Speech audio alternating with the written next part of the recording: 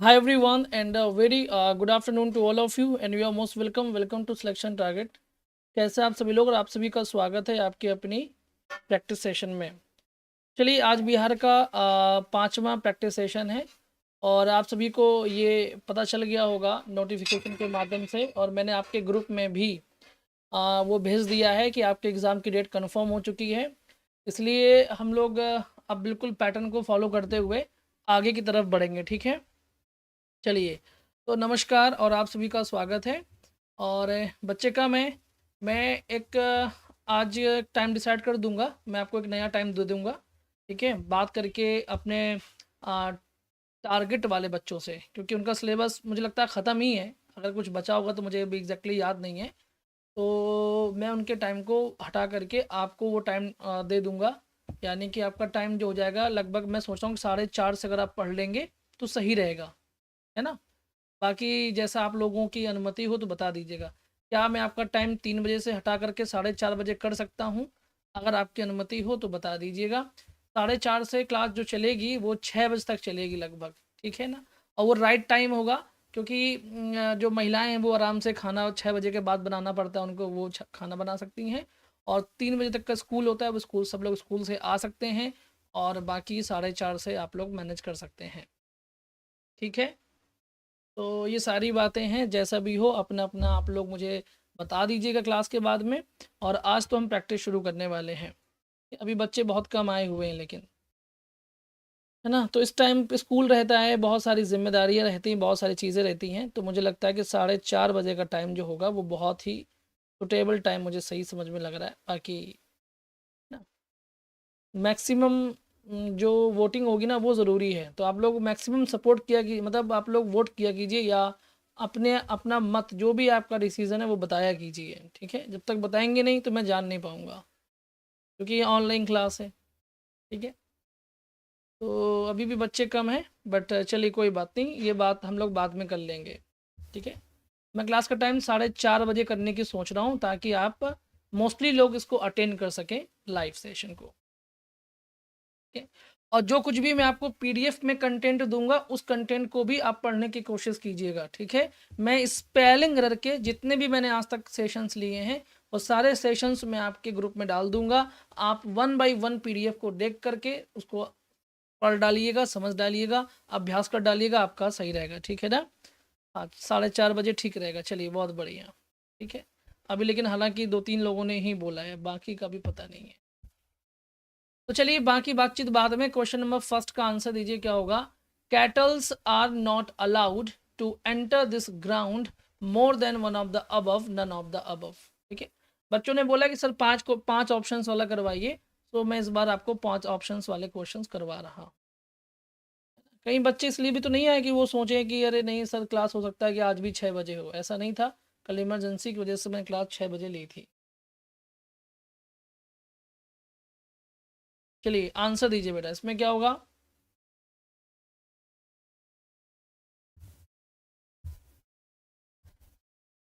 देखिए सिंपल सा लिखा, कैटल्स लिखा हुआ है, आपको पता है कि कैटल्स हमेशा क्या होता है, प्लूरल होता है, ठीक है। लेकिन कैटल्स नहीं लिखा जाता है, ठीक है, हमेशा कैटल ही लिखा जाता है। यहाँ कैटल्स लिखा हुआ है और हम हमेशा कैटल लिखते हैं, जबकि ये होता प्लूरल है, वर्ब हमेशा प्लूरल ही लेता है, ठीक है। ये हमेशा प्लूरल वर्ब लेता है। सो यहाँ पर एस हटा दीजिएगा, बाकी प्लूरल वर्ब है, ठीक है। नॉट अलाउड, ठीक है, टू एंटर दिस ग्राउंड। तो यहाँ पर ऑप्शन ए वाला बिल्कुल सही हो जाएगा, याद रखिएगा, ठीक है। इसमें ए वाले में मिस्टेक है। क्वेश्चन नंबर 2 का क्या होगा। A variety of books is available in the market to help the students qualify the competitive examinations more than one of the above, none of the above. जब इस तरह के ऑप्शन सुना तो बहुत ही केयरफुली एक एक शब्द को कनेक्ट करते हुए पढ़िएगा।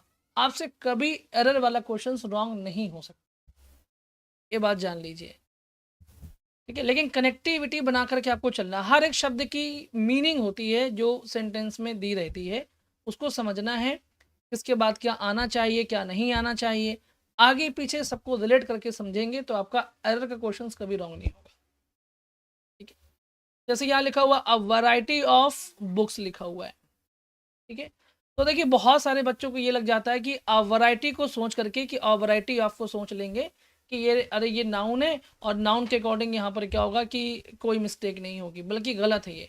मैं आपको बता दूं कि यहाँ पर जो लिखा हुआ अ वैरायटी ऑफ, ठीक है, ये जो अ वैरायटी ऑफ होता है ना, ये जानते हैं क्या, जरूरी नहीं कि जिसमें ऑफ लगा हो तो उसके पहले दिया गया जो शब्द है या फ्रेज है वो नाउन ही हो, ऐसा कोई ज़रूरी नहीं है, ये बात जान लीजिएगा। अ वैरायटी ऑफ कुछ शब्द में बता देता हूँ आपको, प्लेंटी ऑफ, ठीक है, अ नंबर ऑफ, यहाँ पर मैं लिख दिया अ नंबर ऑफ, ठीक है, और जैसे मोस्ट ऑफ, ये सब ऐसे, ये जितने भी ये शब्द मैं आपको बता रहा हूँ ना, ये काम करते हैं डिटरमाइनर का। किसका काम करते हैं? डिटरमाइनर का काम करते हैं, ठीक है। अभी आपको मालूम चलेगा द, आपको और मालूम द जैसे मैं बोल दूं कि द परसेंटेज भी हो गया, हालांकि द परसेंटेज में द परसेंटेज के अकॉर्डिंग ही वर्ब लगती है, ठीक है। लेकिन ये ध्यान रखिएगा, ये वैरायटी जितनी मैं आपको बता रहा हूँ, अ variety of, plenty of, number of, most of, ये सब डिटरमाइनर होते हैं। तो इसलिए इसके बाद में जो यहाँ पर सब्जेक्ट जैसा होगा, सिंगुलर होगा तो सिंगुलर आएगा, प्लूरल होगा तो प्लूरल आएगा। तो आप देख रहे हैं कि यहाँ पर बुक्स लिखा हुआ है, सो यहाँ पर इज नहीं होगा, यहाँ पर आर का इस्तेमाल करना पड़ेगा, क्योंकि बुक्स प्लूरल है, ये बात याद रखिएगा, ठीक है। तो क्योंकि हम लोग हमेशा पढ़ते हैं कि ऑफ के बाद में दिया गया जो नाउन होता है वो ऑफ का ऑब्जेक्ट होता है, बात सही है, लेकिन कुछ पैटर्न जो डिटरमाइनर के रूप में काम करते हैं वो आपको दिमाग में रखने चाहिए, जो मैंने अभी आपको बताया। तो ऑप्शन यहाँ पर ए वाला सही है और कोई मिस्टेक नहीं है, ठीक है। अवेलेबल इन द मार्केट, ठीक है, टू हेल्प द स्टूडेंट्स, ठीक है, क्वालिफाई द कॉम्पिटिटिव एग्जामिनेशंस, ये भी ठीक है, कोई दिक्कत नहीं है, ठीक है, याद रखिएगा। चलिए अगला है कि क्वेश्चन नंबर 3 का आंसर दीजिएगा। You should avail of every chance in life more than one of the above, none of the above, याद रखिए।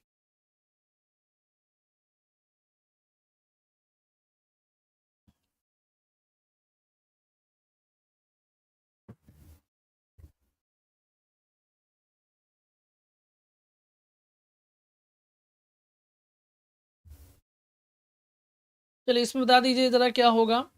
देखिए इसमें आपको, मैंने आपको पढ़ाया है कि अवेल, अगर आपको नियम याद आ रहा हो तो मैंने आपको पढ़ाया था अवेल हो, चाहे बेटा एक्विट हो, ठीक है, चाहे आपका इंट्रोड्यूस हो, ठीक है। आपने अगर प्रोनाउन का चैप्टर पढ़ा होगा तो प्रोनाउन की डिटेल क्लास में मैंने बताया था कि कुछ ऐसे ही ना वर्ब होती हैं जो हमेशा क्या होती हैं, ट्रांजिटिव होती हैं। अगर उनके बाद में कोई और ट्रांजिटिव वर्ब को ऑब्जेक्ट की आवश्यकता पड़ती है, और अगर ऐसी वर्ब के बाद में कोई भी ऑब्जेक्ट नहीं दिया गया है तो हम उसकी जगह पर रिफ्लेक्सिव प्रोनाउन का इस्तेमाल करते हैं। तो यहाँ पर अवेल एक ट्रांजिटिव वर्ब है और उसके बाद में चूंकि प्रीपोजिशन है, यानी प्रीपोजिशन इस वर्ब का ऑब्जेक्ट नहीं हो सकता। और जब ये ऑब्जेक्ट नहीं होगा और हमको इसका ऑब्जेक्ट चाहिए ही चाहिए, तो हम यू के अकॉर्डिंग यहाँ पर क्या लगा देंगे, योर सेल्फ लगा देंगे, ये बात याद रखिएगा, ठीक है। बात समझ में आ गई?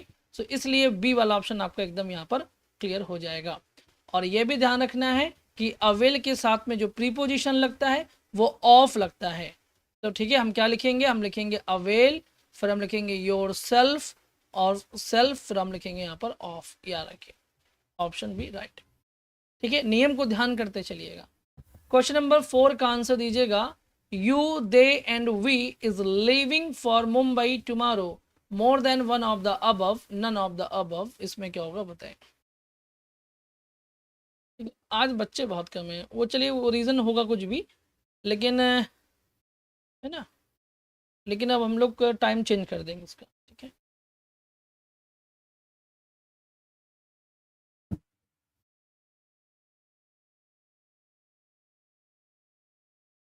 चलिए तो देखिए यहाँ पर आपको समझ में आ जाएगा क्या क्या करना है, ठीक है। देखिए इस वाले सवाल में आपको पढ़ना है कि लिखा हुआ है you, they and we is leaving for Mumbai tomorrow, more than one of the above, ठीक है।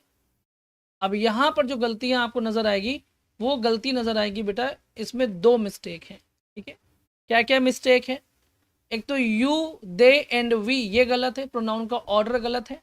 जब प्रोनाउन आपके प्लूरल में दिए गए हों, किस में दिए गए? प्लूरल में, जैसे ये भी प्लूरल है, ये भी प्लूरल है, ये भी प्लूरल है, जब प्रोनाउन प्लूरल में दिए रहते हैं तो सेंटेंस कैसा भी हो, इनका ऑर्डर हमेशा 1 2 3 ही होता है।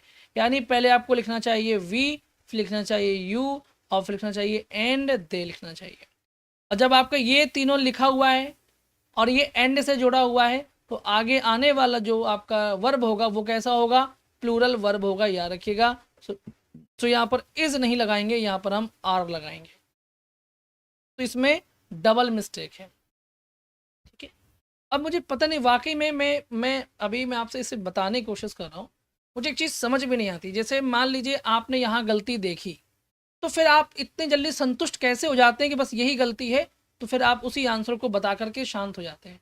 इतनी जल्दी सेटिस्फेक्शन क्यों, जबकि आपके सामने का ऑप्शन ये भी है कि मोर than one of the above, यानी एक ही सेंटेंस में एक से ज़्यादा मिस्टेक हो सकती हैं, तो फिर आपका ध्यान बाकी चीज़ों पर क्यों नहीं जाता है? और अगर नहीं जाता है तो ये बहुत बड़ा एक रोल प्ले करेगा आपकी असफलता में। इसलिए मैं कहता हूँ कि ज़रूरी है कि जब आप यहाँ पर देख रहे हैं तो आगे वर्ब भी तो देखिए, हर एक शब्द इंपॉर्टेंट है। ये बात दिमाग में सेट कर लीजिए कि जितने भी शब्द यहाँ पर लिखे रहते हैं सेंटेंसेस में, सबका अपना इंपॉर्टेंस है, सब अपने अकॉर्डिंग वर्ब लेते हैं, सब अपने अकॉर्डिंग पॉजेसिव एडजेक्टिव लेते हैं, ठीक है, सब अपने अकॉर्डिंग प्रीपोजिशन लेते हैं। ये बात आप जानते रहिए, नहीं तो गलतियां नहीं कभी खत्म हो पाएंगी। ठीक है, याद रखिएगा। तो यहाँ हो जाएगा 1 2 3 वाला, और यहाँ हो जाएगा आर। जो बातें बताते हैं मुझे कभी कभी लगता है ना कि उन बातों पर थोड़ा ध्यान दीजिए जो मैं बोलता हूँ। सिर्फ सवाल को सॉल्व करना इंपॉर्टेंट नहीं है, इंपॉर्टेंट है उसकी पैटर्न को समझना। जैसे लिखा हुआ, it was her who suggested that you be at door to welcome each participant on their arrival more than one of the above, none of the above. इसमें क्या होगा वो बताइए, क्या होगा इसमें?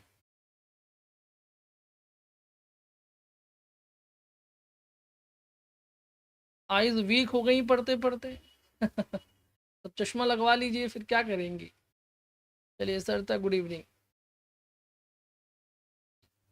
अब जैसे इसमें डी वाला ऑप्शन आ रहा है, डी, ठीक है, प्राशु ने आंसर दिया है डी। इस डी वाले में दो गलतियां बहुत बढ़िया, कौन कौन सी गलतियां हो सकती हैं वो हम लोग डिस्कस करते हैं। ठीक है ना, अब आंसर आया मेरे मन का। ठीक है, हाँ बहुत बढ़िया। नहीं, ही और हिज, नहीं, अच्छा यहाँ पर बेटा हर का शी होगा। ठीक है, हालांकि आपने अच्छा बताया, कोशिश अच्छी थी। जो यहाँ पर मिस्टेक है वो दो मिस्टेक है, एक मिस्टेक यहाँ पर है और एक मिस्टेक आपकी यहाँ पर है। अब आपके मन में आएगा कैसे, तो मैं इसको समझाता हूँ। यानी आपका ऑप्शन यहाँ पर डी सही है, क्योंकि इसमें मोर than one of the above, यानी एक से ज़्यादा मिस्टेक है। देखिए, बी की फॉर्म इट लिखा हुआ है और फिर वॉज लिखा हुआ है, फिर यहाँ पर क्या आएगा वो डिसाइड करता है कि ये क्या है, ये बी की फॉर्म है। और बी की फॉर्म के बाद में हमेशा सब्जेक्टिव केस आता है, तो हर का सब्जेक्टिव केस क्या होगा, शी होगा। तो यहाँ पर तो हर की जगह पर शी हो जाएगा। दूसरी चीज़ इंपॉर्टेंट क्या है, यहाँ पर लिखा हुआ है ईच, और ईच के हिसाब से कभी भी देयर नहीं आता। मैंने बहुत बार बोला है कि ईच के बाद ईच हो और चाहे एवरी हो, इसके बाद में आगे आने वाला जो नाउन होता है वो हमेशा सिंगुलर नाउन होता है, और जो इसके अकॉर्डिंग वर्ब लगती है वो हमेशा सिंगुलर वर्ब आती है। हमेशा पॉजेसिव एडजेक्टिव जो आता है वो भी सिंगुलर वाला ही आता है, ये बात जान लीजिएगा। तो ईच के हिसाब से देयर नहीं होगा, यहाँ पर हिज का इस्तेमाल किया जाएगा। ठीक है, तो इसमें दो मिस्टेक है, ऑप्शन डी सही। कोई बात नहीं प्राशु, मैं समझ गया, लेकिन आपने आंसर बहुत बढ़िया दिया है, इसलिए कोई बात नहीं, वो मैं समझ गया था कि टाइपिंग मिस्टेक हुई होगी। क्वेश्चन नंबर 6 का आंसर दीजिए। My brother is the smartest player of all others in the team more than one of the above, none of the above. इसमें क्या होगा बताइए।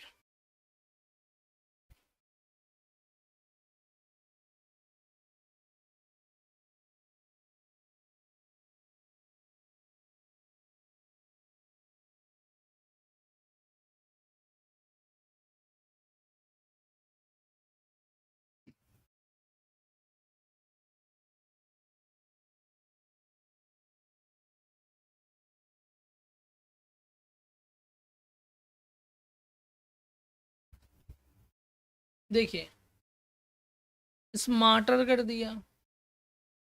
ये बात को समझने की कोशिश कीजिए।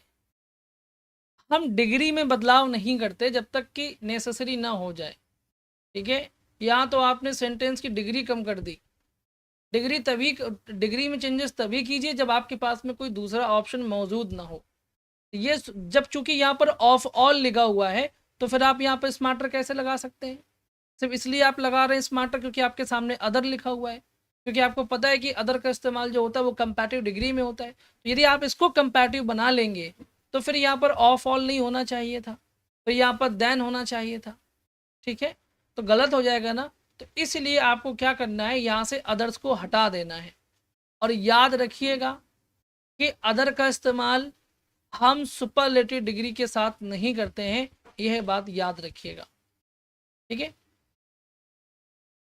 आंसर दीजिए लॉजिकल। ठीक है, तो यहाँ पर अदर्स का इस्तेमाल नहीं होगा, सो ऑप्शन यहाँ पर सी हो जाएगा, याद रखिएगा। ठीक है, इज दैट क्लियर? चलिए,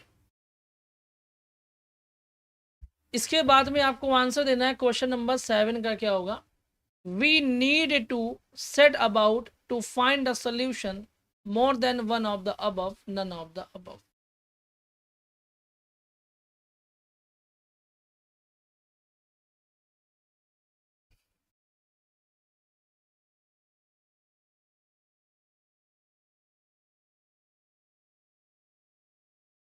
देखिए, ये इस सवाल में क्या होगा, लिखा है वी नीड टू। नीड क्या है? मेन वर्ब है। मैंने आपको पढ़ाया कि जब भी नीड और डेयर के साथ नॉट आ जाता है तो हम इसको हेल्पिंग वर्ब बोलते हैं और आगे हम कभी भी टू का इस्तेमाल नहीं करते। लेकिन जब नीड और डेयर अकेले आते हैं तो इनको हम बोलते हैं मेन वर्ब। इनके आगे क्या होता है? टू का इस्तेमाल किया जाता है। तो नीड यहाँ पर क्या है? Main verb. आगे टू का इस्तेमाल किया गया है। सेट अबाउट यहाँ पर बिल्कुल सही है। तो अबाउट क्या है? प्रीपोजिशन यहाँ पर आप देख रहे हैं। ठीक है, तो यहाँ पर इसके बाद में क्या हो जाएगा? टू नहीं आएगा बल्कि फाइंड का फाइंडिंग हो जाएगा। क्या हो जाएगा? फाइंडिंग हो जाएगा। क्यों हो जाएगा? आपको पढ़ाया गया, अगर आपको याद हो, मैंने कहा था प्रीपोजिशन के बाद क्या होता है? जीरंड का इस्तेमाल किया जाता है। तो यहाँ पर set about finding a solution हो जाएगा, याद रखिएगा। ठीक है, कि we need to set about finding a solution. ठीक है, यानी हमें एक सोल्यूशन को खोजने की शुरुआत करनी चाहिए, ये कह रहा है, या शुरुआत करने की आवश्यकता है, आप ऐसा कह सकते हैं। सो जो मिस्टेक है वो फाइंड का फाइंडिंग यहाँ पर हो जाएगा। सो ऑप्शन हो जाएगा सी यहाँ पर एकदम सही। ठीक है, सिंपल सा है। देखिए, ये क्या है? प्रीपोजिशन है, उसके बाद में ये टू प्लस वर्ब की फर्स्ट फॉर्म क्या है? इन्फिनेटिव है। इस बात को हमेशा याद रखिए कि अगर आपके सामने प्रीपोजिशन के बाद कभी भी कोई इन्फिनेटिव आ रहा है तो देखिएगा कि ये प्रेपोजिशन के बाद में जो इन्फिनेटिव है वो जीरंड में बदल जाएगा। ठीक है, लेकिन उसके भी कुछ अपने तौर तरीके हैं, ये भी ध्यान रखिएगा। मैंने जैसे मान लीजिए मैंने कहा कि ही यूज्ड टू, अब आप कहते हैं यहाँ गुरुजी ड्राइविंग होगा तो रॉन्ग हो जाएगा, यहाँ यूज टू ड्राइव लिखा जाएगा। ठीक है, तो ये सब वर्ब का खेल है बेटा, याद करना पड़ता है ना, उसके लर्न करना पड़ेगा। हालांकि मैंने डिटेल्स लिख दी हैं यहाँ पर। ठीक है, बट बहुत बारीकी से पढ़ना है ग्रामर अभी आपको। देखिए क्या है, unless you do not study regularly you will never understand grammar more than one of the above, none of the above. इसका क्या होगा बताइए?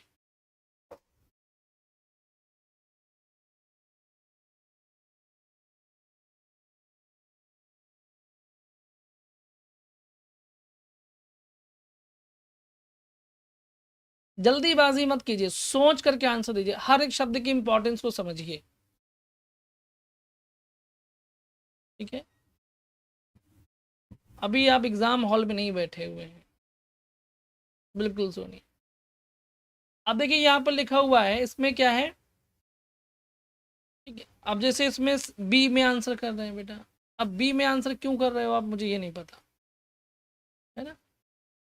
सोनिया रपाल, सोनिया रानी जी, दोनों आप बी में आंसर कर रहे हैं। बी में क्या गलती है? अच्छा मुझे ये बताइए, मतलब क्यों ऐसा लगा कि बी ऑप्शन होना चाहिए? इसका तो लॉजिक पता होना चाहिए ना। ठीक है, देखिए बताया गया है कि अनलेस और until, इनके वाले क्लॉज में कभी भी नॉट नहीं हो सकता, क्योंकि ये खुद नेगेटिव वर्ड होते हैं।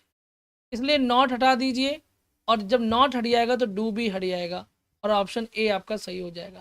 क्योंकि आगे स्टडी लिखा हुआ है, और स्टडी के आगे, यह स्टडी क्या है, वर्ब है, वर्ब के आगे लिखा हुआ है रेगुलरली, और ये एडवर्ब है। ये भी ध्यान दीजिएगा, हो सकता है कि वो यहाँ पर लिख देता रेगुलर, क्या लिख देता, रेगुलर लिख देता। तो रेगुलर क्या है, रेगुलर एक आपका एडजेक्टिव है, रेगुलरली आपका एडवर्ब है। तो वर्ब को क्वालिफाई करने वाला क्या होना चाहिए, एडवर्ब होना चाहिए। ठीक है, you will never understand grammar, इसमें कोई गलती नहीं है, याद रखिएगा। सो ऑप्शन ए यहाँ पर सही है। ठीक है, क्वेश्चन नंबर 9 का क्या होगा, we are prohibited from not running on the road late night more than one of the above, none of the above, इसमें क्या होगा बताइए। इसमें क्या इस्तेमाल करेंगे,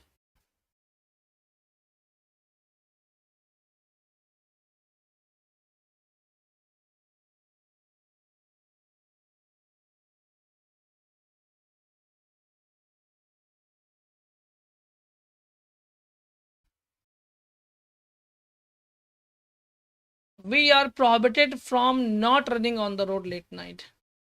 देखिए मैंने आपको पढ़ाया, यदि नहीं अगर आपको याद है तो बता दूं कि चाहे वर्ड हो प्रोहिबिट, ठीक है, प्रोहिबिट का मतलब क्या होता है, मना करना। ठीक है, क्या होता है, मना करना होता है। तो इसमें नॉट तो ऑलरेडी इंक्लूडेड है, तो नॉट लगेगा नहीं, और इसके साथ में फ्रॉम प्रीपोजिशन आता है, सो यहाँ पर फ्रॉम भी आ रहा है, तो गलती केवल यहाँ पर नज़र आ रही है, याद रखिएगा। ठीक है, तो नॉट को यहाँ से रिमूव कर देंगे, ऑप्शन सी वाला एकदम सही हो जाएगा।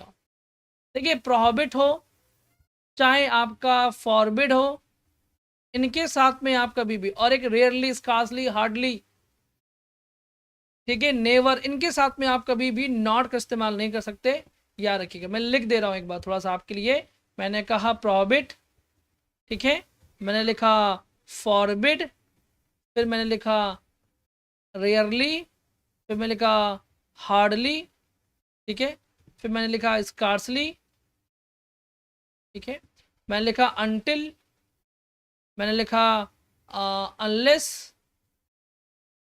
ठीक है, एक नेवर, इनके साथ हम कभी भी नॉट का इस्तेमाल नहीं करते, याद रखिएगा।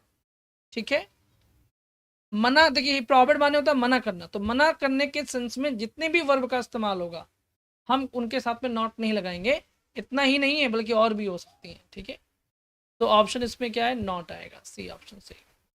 क्वेश्चन नंबर 10 का क्या होगा, when I was watching match on TV my mother was cooking more than one of the above, none of the above, इसमें क्या होगा बताएं।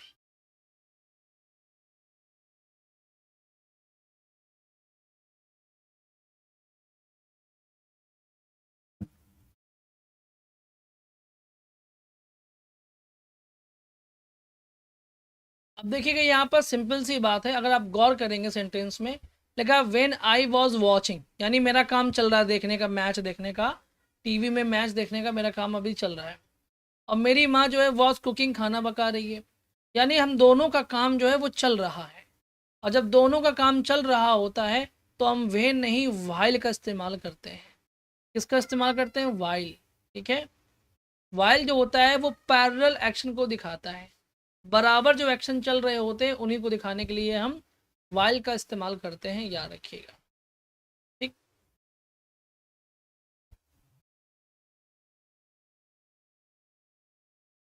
ठीक है, हाँ याद रखिएगा।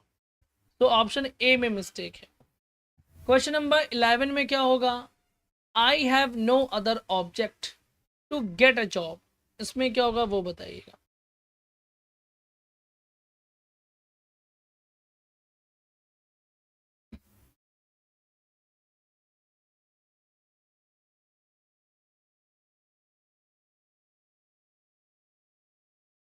देखिए बेटा यहाँ पर सिंपल सा है कि अदर लिखा हुआ, I have no other object, other के साथ में यहाँ पर क्या क्या लगाने के लिए ऑप्शन दे रहा है, बट, एक्सेप्ट और देन, तीनों क्या है, प्रीपोजिशन।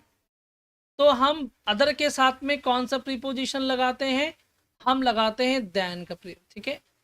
अदर के साथ में हमेशा देन प्रीपोजिशन का इस्तेमाल किया जाता है, ठीक है। और एक चीज ध्यान रखना पड़ेगा, लेकिन एक चीज ध्यान रखना पड़ेगा, यहाँ पर टू का इस्तेमाल भी नहीं होगा, ठीक है। I have no other object then get a job, then get a job. To मैं यहाँ से हटा देता हूँ, टू यहाँ पर थोड़ा टाइपिंग मिस्टेक आप कह सकते हैं, ठीक है। क्योंकि मैंने आपको पढ़ाया था कि देन, बट, एक्सेप्ट, इनके बाद में हम इन्फिनेटिव का इस्तेमाल नहीं करते, डायरेक्ट का इस्तेमाल करते हैं, ठीक है। चलिए मैं ठीक कर दूंगा बाद में, अभी आगे चलते हैं। क्वेश्चन नंबर 12 का आंसर दीजिएगा, you are wiping the dust the screen, इसमें क्या आएगा बताइए। 11 का ई नहीं है, 11 का आप देन ही मानिए, क्योंकि प्रेपोजिशन देन बिल्कुल सही लग जाएगा, ठीक है। अदर के साथ में देन का इस्तेमाल होता है, देखिए रैदर के साथ में भी देन का इस्तेमाल होता है, ठीक है। अदर के साथ में भी देन का इस्तेमाल होता है, ठीक है। और कंपैरेटिव डिग्री के साथ में भी देन का इस्तेमाल होता है, याद रखिएगा सब बातें। और नो सूनर के साथ में, नो सूनर के साथ में भी देन का इस्तेमाल होता है, ये भी याद रखिए, ठीक है। इसमें क्या होगा बताइए, you are wiping the dust screen,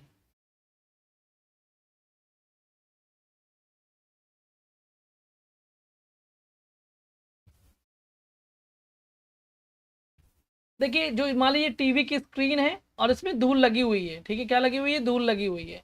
अब हम इस धूल को हटा रहे हैं, तो यानी स्क्रीन की सतह से हम धूल को अलग कर रहे हैं, और अलग करने के सेंस में हम ऑफ का इस्तेमाल किया करते हैं, वाइप ऑफ, ठीक है। बात समझ में, वाइप ऑफ यानी कि हटाना, तो ऑप्शन आएगा सी, ठीक है। वाइप ऑफ का मतलब होता है हटाना, और एक होता है वाइप आउट, जिसका मतलब होता है उन्मूलन करना, डिस्ट्रॉय करना, तबाह करना, तबाह करना, रखिए। तो ऑप्शन सी यहाँ पर सही है। क्वेश्चन नंबर 13 का क्या होगा, she is coming Noon flight,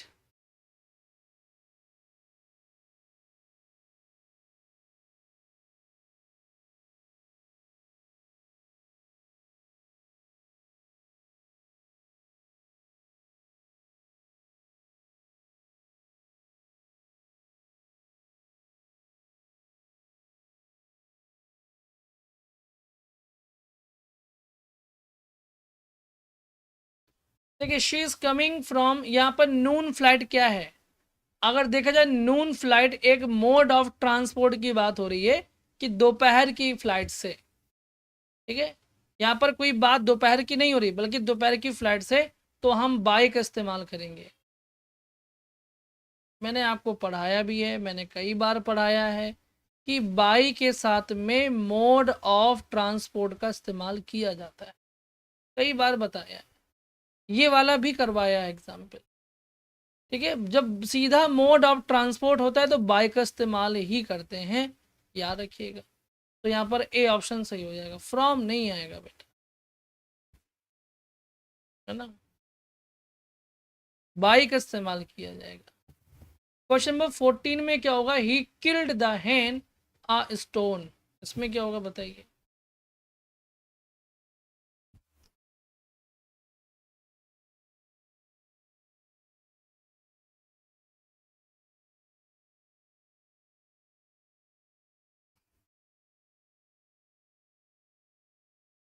इसमें क्या होगा, he killed the Hahn a stone, इसमें क्या होगा बताइए।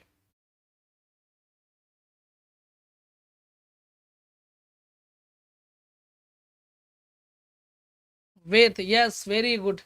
इसमें क्या होगा, killed the Hahn with a stone, ठीक है।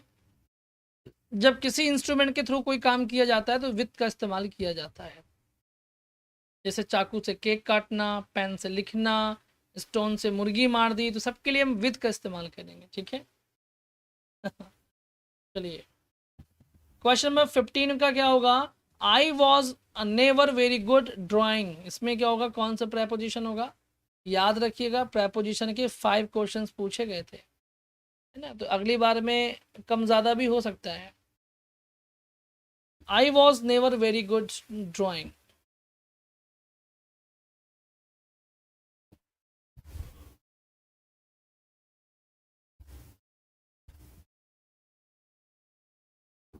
देखिए बहुत सिंपल सा कि I was never very good, good के साथ में हम हमेशा एट लगाते हैं और आगे ड्राइंग लिखा हुआ है, ठीक है। गुड एट ड्राइंग, ड्राइंग क्या है, एक तरह की एक्टिविटी है, ठीक है। तो good plus at plus activity, bad लगा देंगे तो भी एट लगाएंगे, bad plus at plus activity, ठीक है। जैसे गुड एट ड्राइंग है ना, बैड एट ड्राइंग, कुछ भी हो सकता है। स्पोर्ट कह सकते हैं हम, good at sports, bad at sport, है ना। तो यहाँ पर क्या होगा, एट होगा, याद रखिएगा, C will be the right option. In नहीं लगाते हैं, ठीक है, इन नहीं लगाएंगे। इन तब हो सकता है जैसे हम कहते हैं कि गुड इन हैबिट, क्या कहते हैं, गुड इन हैबिट, ठीक है। और जब कोई एक्टिविटी होती है तो एट का ही इस्तेमाल किया जाता है, याद रखिएगा। क्वेश्चन नंबर 16 का क्या होगा, she is leaning his shoulder, इसमें क्या होगा बताइए।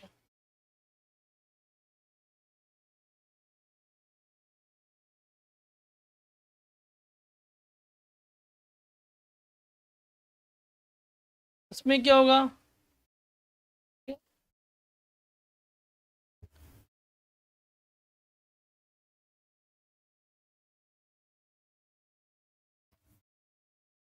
बिल्कुल, चलिए डी ऑप्शन होगा, अगेंस्ट।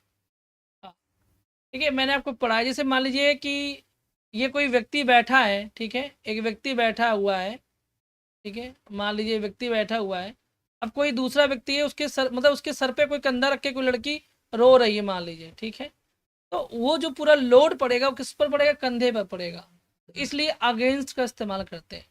जैसे मान लीजिए दीवार है, दीवार पर सीढ़ी टिका दिया आपने, तो सीढ़ी का पूरा लोड किस पर है, लेडर का किस पर है, दीवार पर है, तो भी हम अगेंस्ट लगाएंगे, ठीक।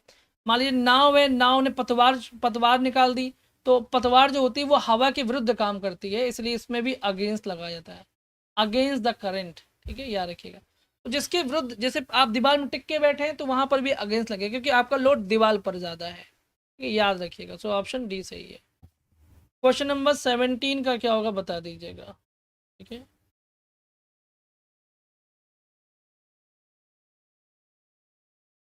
इसमें क्या होगा बताइए।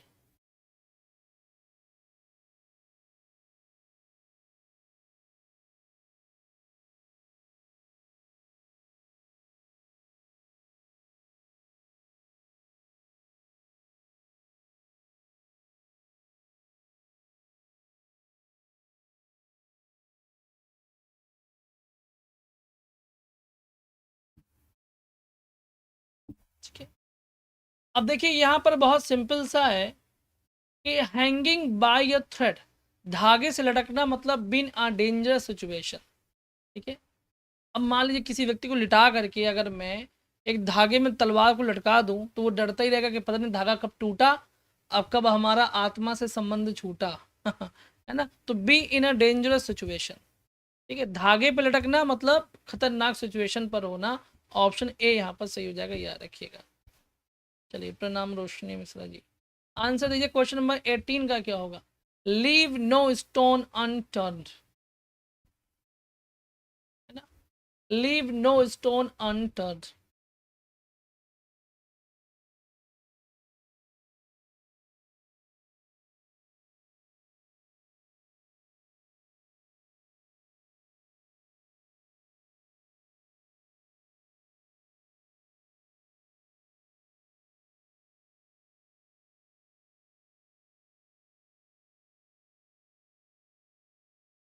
देखिए इसका हो जाएगा ट्राई एवरीथिंग पॉसिबल, ठीक है। क्या हो जाएगा इसका, ट्राई एवरीथिंग पॉसिबल। जैसे मान लीजिए मुझे काम करने के लिए 100 पत्थर 50 पत्थर मिले, कि मुझे इन 50 पत्थरों को फोड़ना है, और अगर मैंने एक भी मतलब लिखा ना, लीव नो स्टोन अनटर्न, यानी किसी भी पत्थर को मैंने अनटर्न रहने नहीं दिया, मतलब कि बिना फोड़े नहीं रहने दिया, तो यानी हो जाएगा ट्राई एवरीथिंग पॉसिबल, यानी मैंने अपनी पूरी कोशिश की, यहाँ पर ये सेंस निकल के आएगा। सो यहाँ पर सी ऑप्शन एकदम सही हो जाएगा, ठीक है, बात समझ में आ गई। चलिए क्वेश्चन नंबर 19 का क्या होगा, थ्रो इन द टॉवेल। इसका क्या होगा, थ्रो इन द टॉवेल, बताइए। ये इंपॉर्टेंट ईडियम्स हैं, ठीक है, और 5 ईडियम्स पूछे गए थे आपके एग्जाम में।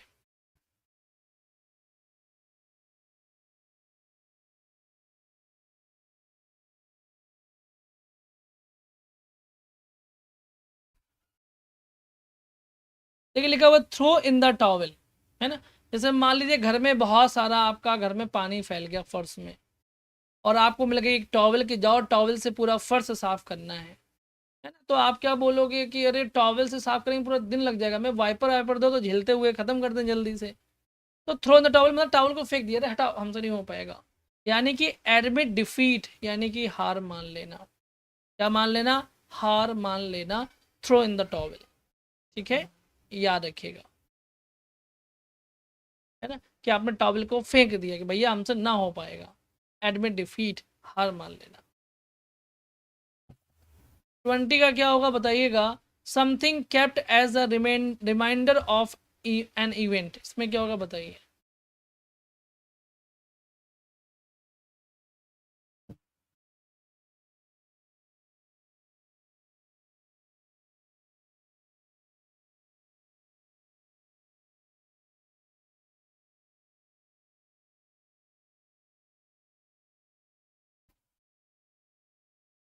सर आज ही हम आपसे जुड़े हैं, बिल्कुल अविनाश जी। चलिए इसमें क्या होगा, इसका आंसर दीजिएगा, और जो प्रीवियस क्वेश्चंस मैंने करवा दिए हैं, मतलब कि प्रैक्टिस सेट जो हो गए हैं 1 2 3 4, उनको एक बार देख लीजिएगा, ठीक है, टाइम निकल के। देखिए लिखा हुआ है something kept as a reminder of an event. जैसे मान लीजिए कि कोई प्रोग्राम हुआ, आप उस प्रोग्राम में गए, और वहाँ पर आपको उन्होंने कोई स्मृति चिन्ह दिया, मिलता है ना स्मृति चिन्ह, ठीक है, जिसको आप देख के याद करते हैं कि अरे यार मैं इस प्रोग्राम में गया हुआ था, उसको हम बोलते हैं सावनीर, ठीक है। सावनीर का मतलब होता है स्मृति चिन्ह होता है, याद रखिएगा। जो ट्रॉफी मिलती है वो तब मिलती है जब आप कोई मैच को जीतते हैं या कोई कंपटीशन को जीतते हैं, तब आपको ट्रॉफी मिलती है। प्राइज भी आपको तभी मिलता है। एंटिक का मतलब होता है प्राचीन या विचित्र, आप कह सकते हैं इतने बड़ा एंटिक पीस है। जो एंटिक पीस हम लोग बोल देते हैं ना, वो ऐसे ही नहीं बोल देते हैं, हम लोग एक्चुअली में इंग्लिश ही बोल रहे हैं। एंटिक मतलब प्राचीन, विचित्र, है ना, विचित्र बोल सकते हैं आप इसको, याद रखिएगा। तो ऑप्शन यहाँ पर बी वाला बिल्कुल सही हो जाएगा। क्वेश्चन नंबर 21 का क्या होगा, that which is certain to happen.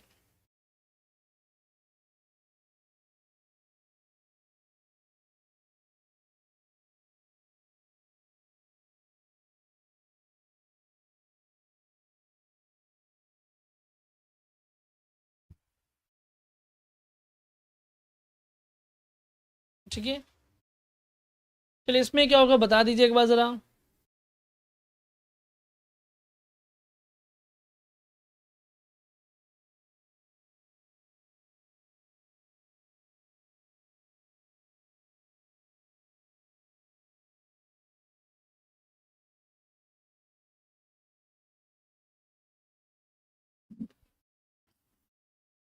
ठीक है, तो हम इसको बोलेंगे इनएविटेबल, ठीक है, यानी कि जिसको आप टाल नहीं सकते, that which is certain to happen, यानी जो होना सुनिश्चित है उसको बोलते हैं इनएविटेबल, ठीक है। इमीडिएट मतलब जो जल्दी, ठीक है। इनविंसिबल जिसको आप हरा नहीं सकते, इनकॉरिगबल जिसको आप ठीक नहीं कर सकते। तो इसका ऑप्शन हो जाएगा डी, ठीक है, याद रखिएगा। क्वेश्चन नंबर 22 का सिनोनिम ऑफ असेल।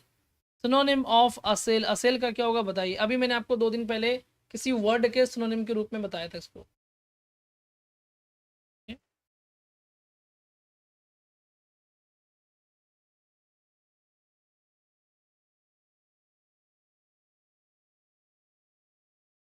देखिए असेल का मतलब होता है अटैक करना। क्या होता है, अटैक करना होता है, या इंट्रूड करना भी होता है।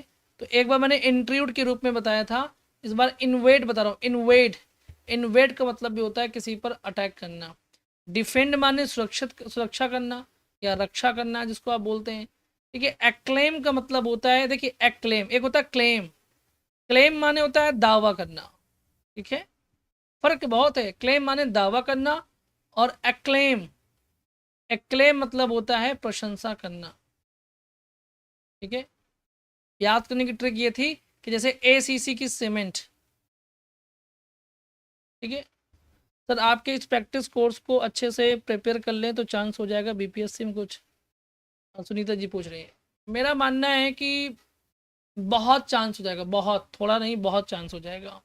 ठीक है, क्वेश्चन नंबर 23 का क्या होगा, सिनोनिम ऑफ अरेंजमेंट का क्या होगा बताइए ना। लेकिन सिर्फ कोर्स को देख बहुत अच्छे से तैयार करिएगा, क्योंकि शब्द जो मैंने बोले वैसे ही हूबहू तो आएंगे नहीं, और आ भी सकते हैं जैसे पिछली बार आ गए थे, ये किस्मत की बात होती है।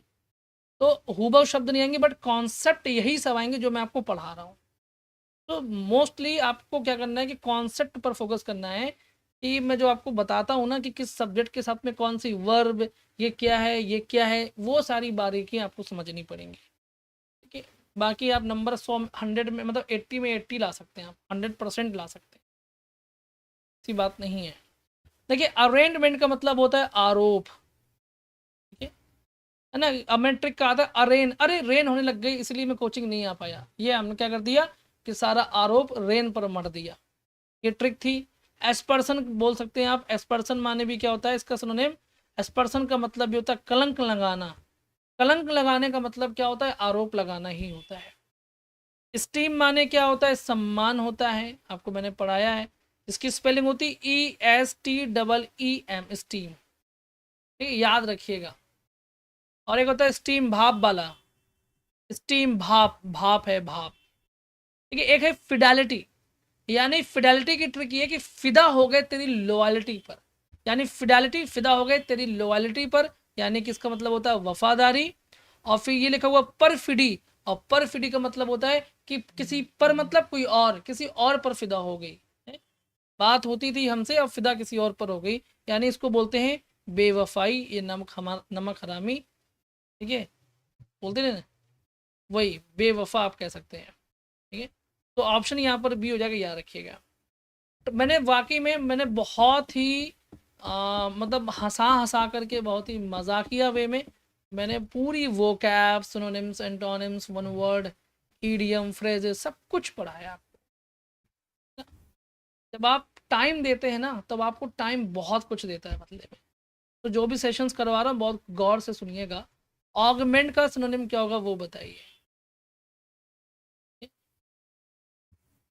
ऑगमेंट का।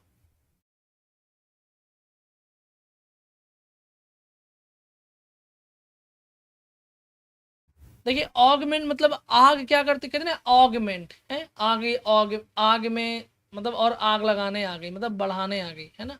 ऑगमेंट का मतलब होता है बढ़ाना, बढ़ाने का सेंस यहाँ पर क्या आएगा, एम्पलीफाई करना। डिमिनिश का मतलब कम करना होता है। अबेट माने होता है रोकना। ट्रिक बताऊं इसकी, आप बातें करें, यानी कोई व्यक्ति जो जाने वाला है आप उसके आओ बातें करें, आ बातें करें, मतलब आप उसको बातें करने के लिए रोक रहे हैं। तो अबेट माने होता है रोकना। ठीक है, प्रिमिटिव तो आप जानते हैं प्राचीन होता है। एक मूवी है जीनियस, उसमें लड़की हीरो से बोलती है ब्लडी प्रिमिटिव, यानी कि प्राचीन, है ना, रूढ़ीवादी। तो इसका ऑप्शन हो जाएगा सी, यहाँ पर सही हो जाएगा, याद रखिएगा। क्वेश्चन नंबर 25 का क्या होगा, find the correctly spelled word.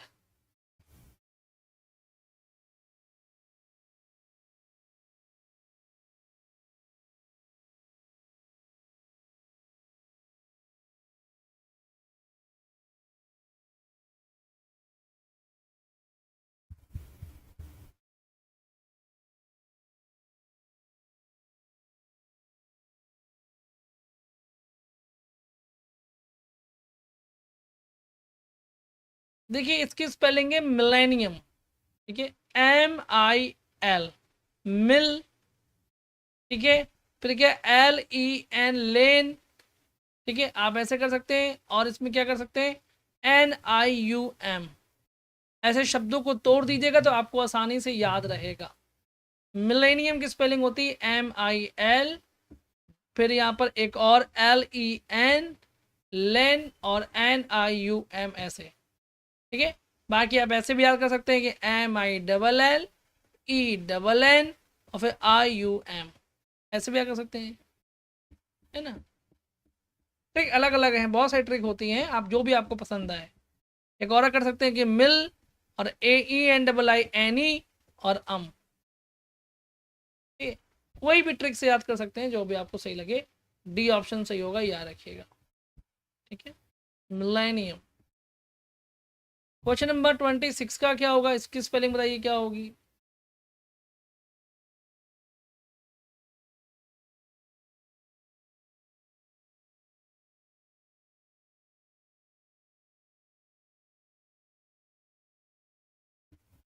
देखिए इसमें जो राइट, इसमें जो स्पेलिंग होगी वो क्या होगी बताइए जरा।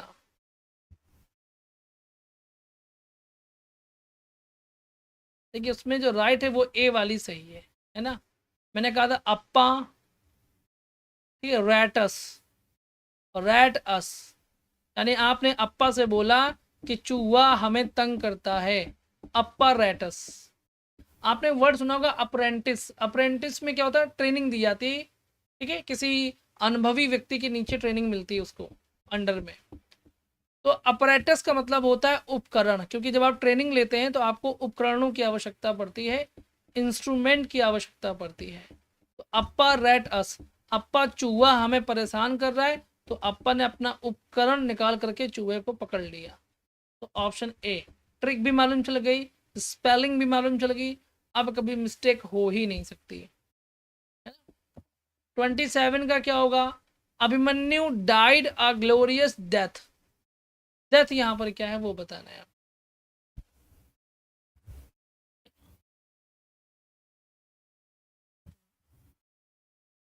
आज की डेट क्या है वैसे, 26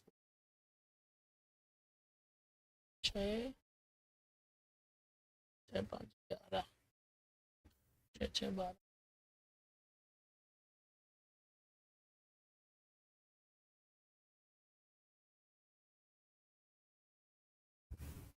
चलिए इसमें क्या होगा, Abhimanyu died a glorious death. देखिए मैं आपको बता देता हूँ, जो ये डेथ वर्ड है ना, चूंकि ये बना किससे है, ये बना है इस वर्ब से बना हुआ है। और जब वर्ब से कोई ऑब्जेक्ट बनता है ना, तो वह कॉग्नेट ऑब्जेक्ट कहलाता है। बहुत बढ़िया, जो लोग सी आंसर कर रहे हैं बहुत बढ़िया, है ना।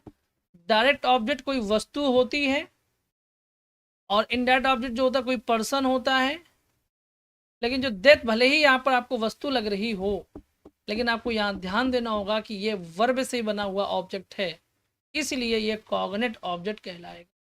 अगर कॉग्नेट ऑब्जेक्ट आपके सामने ना दिया होता तो बात अलग है कि आप फिर डायरेक्ट बोल देते कि अलग चल जाता, बट कॉग्नेट ऑब्जेक्ट यहाँ पर बिल्कुल सही है, ठीक है। क्वेश्चन नंबर 28 का क्या होगा, she advised that I curtail expenditure. इसमें क्या होगा,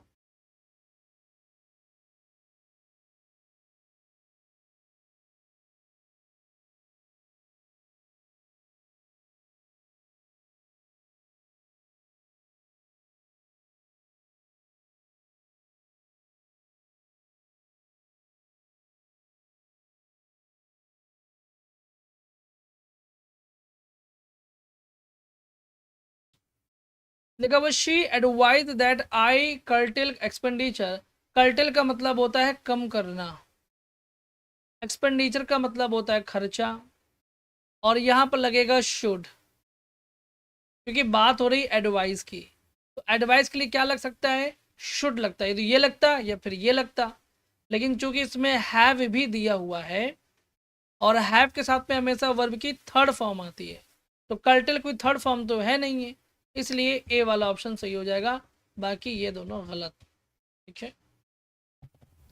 29 में क्या होगा, at the moment the child in the garden. क्या होगा प्ले का यहाँ पर बताइए, प्लेइंग फिल करेंगे, plays, is playing, has been playing, क्या होगा बताइए।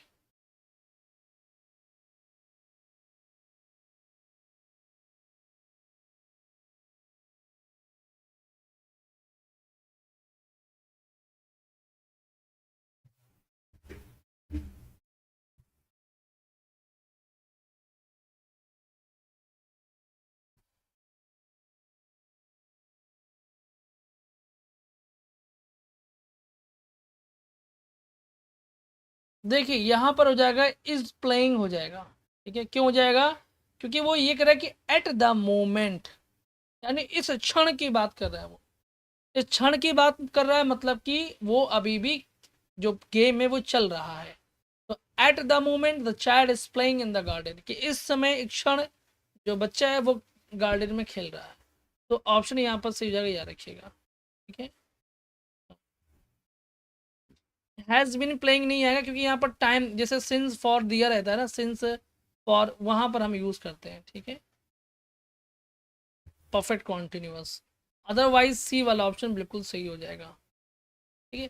सवाल देखिए सारे बहुत इजी हैं, आपको टफ लग रहे होंगे अगर, तो बस रीज़न यही कि थोड़ा कॉन्सेप्ट पर हमें पकड़ बनानी होगी।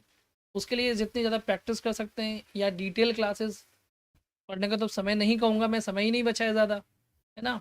12 दिन बचे हुए हैं मोस्टली, तो बहुत टाइम तो नहीं है।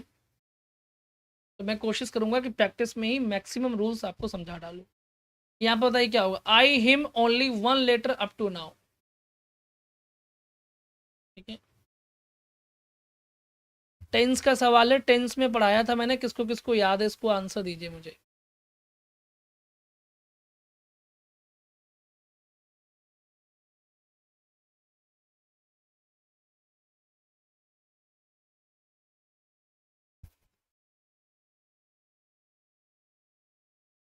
देखिए इसमें जो है ना, सिंपल सा हो जाएगा, यहाँ पर हैव सेंड का इस्तेमाल किया जाएगा, क्योंकि अप टू जहाँ पर लगा होता है वहाँ पर हम क्या करते हैं, परफेक्ट टेंस का इस्तेमाल करते हैं। एक मिनट रुकिएगा ज़रा, ठीक है, परफेक्ट टेंस का इस्तेमाल करते हैं।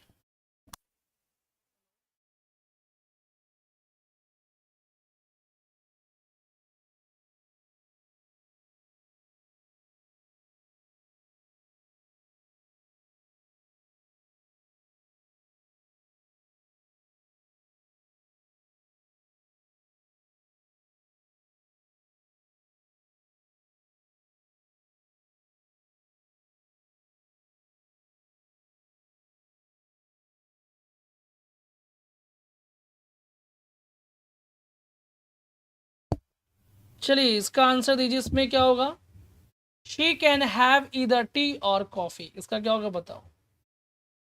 चलिए,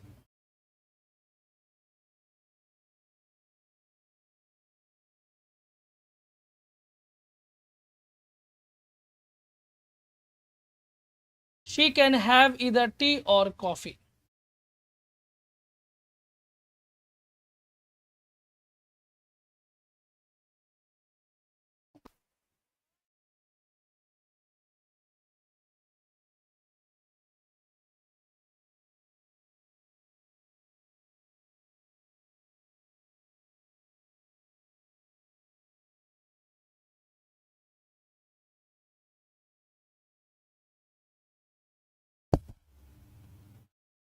देखिए इसमें क्या होगा, ये इसमें लिखा हुआ ईदर और जिसमें ईदर और हो जाए, या नीदर नॉर हो जाए, या बोथ एंड हो जाए, सब पढ़ाया है, कंपाउंड सेंटेंस कहलाता है, याद रखिएगा। B will be the right option, ठीक है। बात समझ में आ गई? इधर और, नीदर नॉर, बोथ एंड, ये सब क्या होते हैं, कंपाउंड सेंटेंस बनाते हैं। नॉट ओनली बट ऑल्सो भी कंपाउंड बनाता है, याद रखिएगा। क्वेश्चन नंबर 32 का क्या होगा, tired she took rest, compound बनाना है, बनाइए इसको।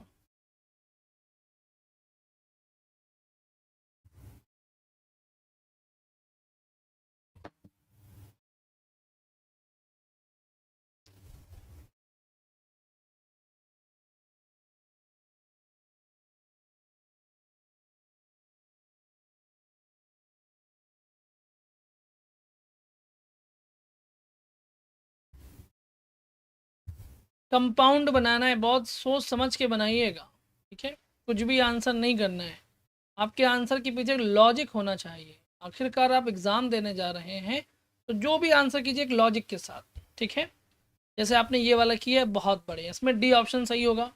देखिए जो बिकॉज होता है वह कॉम्प्लेक्स में इस्तेमाल किया जाता है, एंड जो होता है वो कंपाउंड में इस्तेमाल तो किया जाता है, लेकिन सेंटेंस का यहाँ पर मीनिंग गलत है। He took rest and she was tired, उसने आराम किया और वो थक गई, ये कौन सी बात हो गई? यहाँ तो मामला ही उल्टा हुआ जा रहा है, सो ये गलत हो जाएगा। ही टुक रेस्ट, उसने आराम किया, सो शी वॉज टायर्ड, और वो थक गई, सो ये भी गलत है। फिर लिखा है she was tired so she took rest, यहाँ पर ये बात बिल्कुल सही है। ठीक है, ये बात ध्यान रखिएगा। बात समझ में आ गई? अब ऐसे भी ही दिया हुआ है, बात शी की हो रही है, तो डी ऑप्शन यहाँ पर सही हो जाएगा, ऐसे भी पकड़ लीजिएगा। क्वेश्चन नंबर 33 का क्या होगा?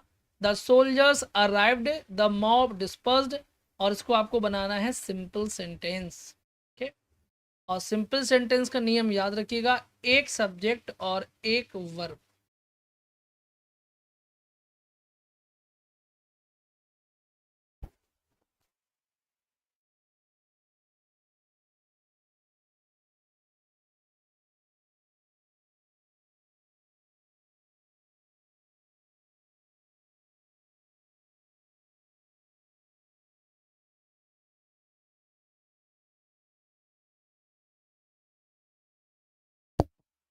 चलिए इसमें क्या होगा? देखिए इसमें सिंपल बनाना है, तो यहाँ पर आपको देखिए लिखा हुआ the soldier have arrived, and लग गया, कंपाउंड हो गया, गलत। लगा the soldier have arrived and mob disperse, B वाला भी गलत, क्योंकि इसमें एक ये हो जाएगा तो फिर एक वर्ब ये हो जाएगी, दो वर्ब हो जाएंगे, ये भी रॉन्ग हो गया। लिखा है the soldier having arrived before the mob dispersed, ये गलत है, क्योंकि यहाँ पर भी एक वर्ब है, यहाँ पर भी वर्ब, ये भी गलत है। सो डी ऑप्शन सही हो जाएगा, याद रखिएगा।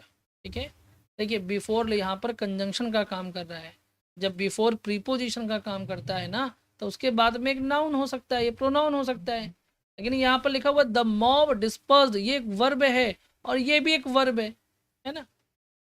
ठीक है, याद रखिएगा। नहीं, पहली बात तो सिंपल बनाना है ना, तो बिफोर लग गया ना, बिफोर नहीं, डी वाला ऑप्शन सही हो जाएगा। ठीक है? इसका मीनिंग सही नहीं बैठ रहा है।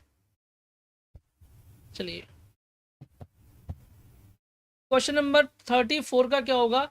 ही वॉन्टेड टू एजुकेट,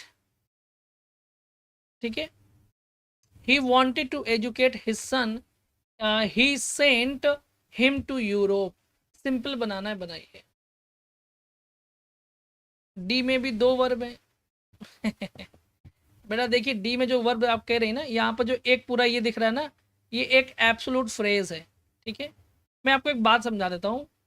बात ये है ना कि यहाँ पर हैव अराइव्ड नहीं होगा ना, हैविंग जो लगा हुआ है, देखिए ये हैविंग अराइव्ड तो सही है, लेकिन यहाँ बिफोर लगा दिया गया ना, तो बिफोर नहीं होगा।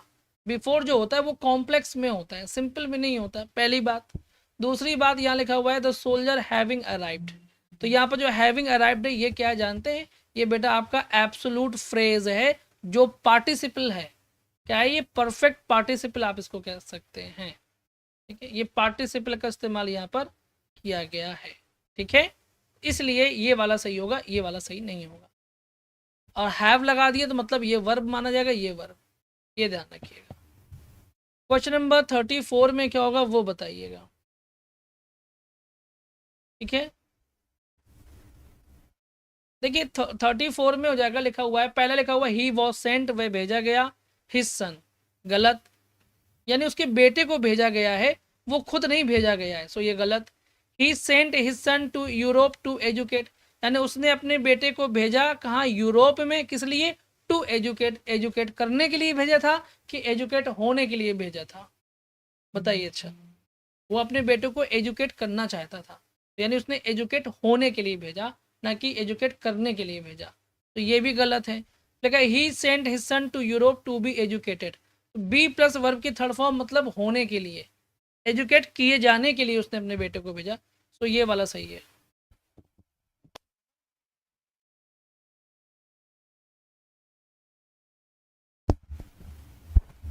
ही was sent his son to Europe to be educated, फिर यहाँ पर वॉज लगा के गलत कर दिया, सो ऑप्शन सी यहाँ पर सही जगह।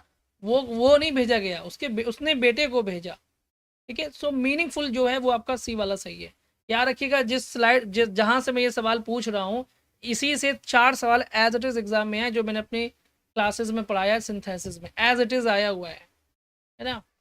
तो याद रखिएगा, एक वो फॉलोवर वाला और एक आपका वो डिजर्व्ड वाला, अनडिजर्वडली वाला, ऐसे करके 3-4 सवाल थे सिंथेसिस के, सब पूछे गए हैं, है ना। ही फ्लेड समवेयर ही परसू, ये वाला देखिए आ भी गया, क्या बात है। यही वाला सवाल आपके एग्जाम में पूछा गया था बीपीएससी में, और ये ऑलरेडी मैं बहुत पहले करवा चुका था। He fled somewhere his pursuers could not follow him, complex बनाना है बना दीजिए। ठीक।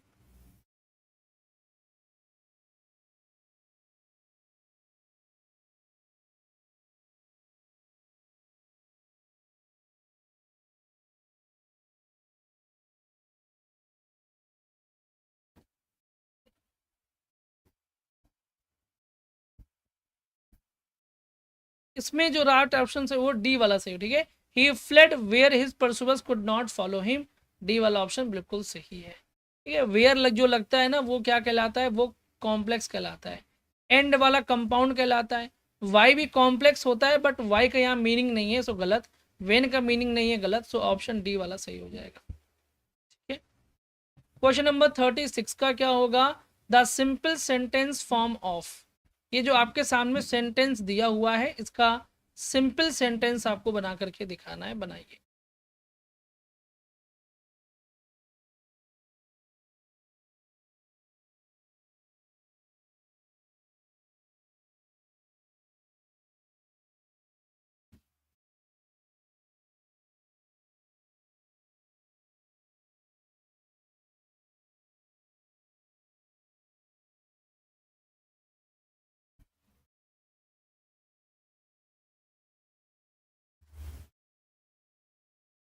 ठीक है, देखिए इसमें जो सी वाला ऑप्शन है इसमें लिखा हुआ है, देखिए इसमें सिंपल बनाना है तो इसमें लिखा हुआ है दोज हु लग गया तो ये कॉम्प्लेक्स हो गया, एंड लग गया कंपाउंड हो गया, हु लग गया कॉम्प्लेक्स हो गया, तो सी वाला ऑप्शन बिल्कुल सही हो जाएगा, ठीक है। ये बात ध्यान रखिएगा, मैंने ये सब ट्रिक बताई हुई है ना, मैंने इतनी आसान ट्रिक बताई हुई है कि आप सेंटेंस को देख करके पहचान लेंगे कि वो सिंपल है कि कंपाउंड है कि कॉम्प्लेक्स है, ठीक है। WH फैमिली वाला क्या बनाता है, कॉम्प्लेक्स बनाता है बेटा, कॉम्प्लेक्स बना रहा है, एंड कंपाउंड बना रहा है, ठीक है। ये वाला बिल्कुल सही है, और इसमें देखिए एक ही चीज है, ठीक है, ये ऑप्शन सही। क्वेश्चन नंबर 37 का, देखिए ये पूछने का तरीका भले ही इस तरह का है, लेकिन एक सवाल आपका आता है जिसमें ये पूछा गया था कि आप सेंटेंस को सही पैटर्न में लगाइए, पूछा गया था। मैंने PQ वायरस के थ्रू पूछ लिया है, बट यहाँ पर सेंटेंस ये पूरा एक ही है, ठीक है। इसको आप ऐसे भी पूछ सकते हैं, वो ऐसे भी पूछ सकता है, दोनों पैटर्न से चल जाता है। तो आप इसका आंसर दीजिए, इसमें क्या होगा, ये पूरा एक ही सेंटेंस है, ठीक है।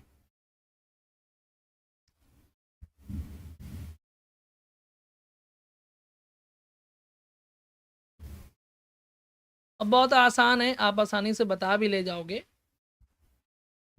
ठीक है। इसको देख करके आप आंसर कर सकते हैं।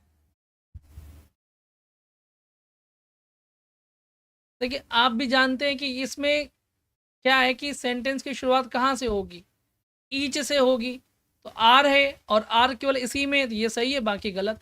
मतलब एकदम हलवा क्वेश्चन है ना। तो ऐसे ही आर है, आर यहाँ पर है बिल्कुल सही, बाकी में नहीं है, गलत।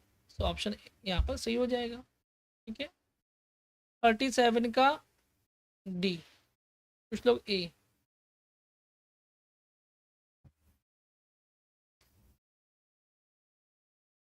बेटा देखिए बहुत सिंपल सा है ना, देखिए ना, पढ़िए ना क्या लिखा हुआ है। ईच हाई कोर्ट हैज़, तो हाई कोर्ट के पास क्या होती है, पावर ऑफ सुपरिंटेंडेंस, ये पावर होती है, कहाँ होती है, विद इन इट्स ज्यूरिडिक्शन, जो इसका विशेषाधिकार क्षेत्र होता है उसके अंदर होती है, कहाँ पर, ओवर ऑल कोर्ट्स। यही बना ए वाला, ठीक है। हाँ जो ए वाले हैं वो ठीक है। विच वन ग्रामेटिकली करेक्ट, इसमें से कौन सा ग्रामेटिकली करेक्ट है वो बता दीजिए।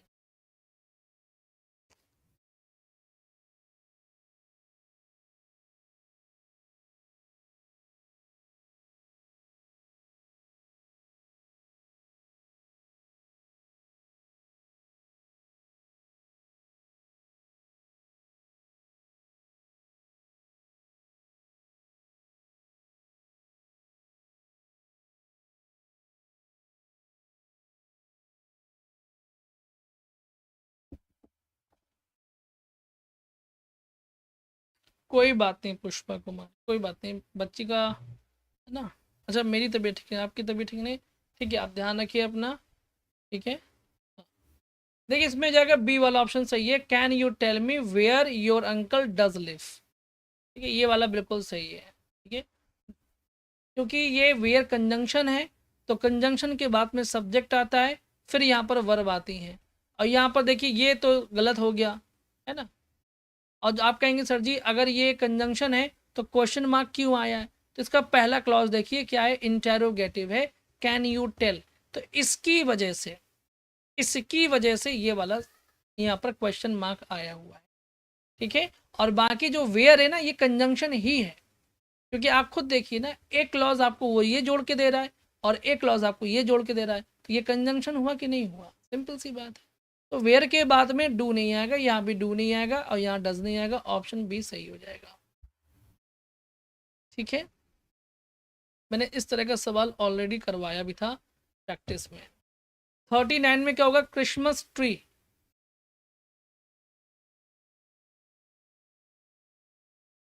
ठीक है। क्रिसमस ट्री का बताइए किस तरह से बना हुआ है ये, है ना, कौन कौन सी रेसिपी मिला करके उसको बनाया गया है। बहुत सिंपल सा है कि क्रिसमस जो है वो नाउन, और ट्री भी क्या है, नाउन। मैं नाउन की जगह पे थ्री क्यों लिख रहा हूँ, ये भी क्या है नाउन और ये भी क्या है नाउन, तो नाउन प्लस नाउन यहाँ पर हो जाएगा, याद रखिएगा, ठीक है। चलिए क्वेश्चन नंबर 40 का क्या होगा बताइए, आपको बताना है इनडायरेक्ट क्या बनेगा इसका, ठीक है। सवाल है कि the boss said to him please tell me what the old man said today, इसका क्या होगा बता दीजिएगा।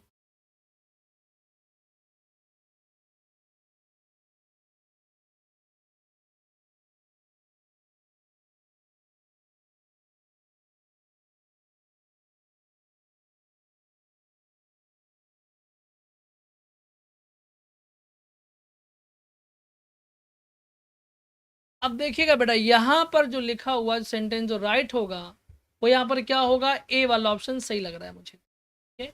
The boss requested him to tell, ठीक है, क्योंकि यहाँ पर देखिए अब आप कहेंगे सर जी बॉस है तो रिक्वेस्ट क्यों कर रहा है, तो आगे प्लीज लगा हुआ है ना, जब बॉस की अटकती ना तो बॉस भी रिक्वेस्ट कर सकता है, तो यहाँ पर ए वाला लिखा हुआ है, द बॉस रिक्वेस्टेड हिम, और चूंकि प्लीज वाला है तो टू लगेगा, to tell him what the old man, ठीक है, व्हाट द ओल्ड मैन, और लिखा हुआ सैड, और टुडे का हो जाएगा that day.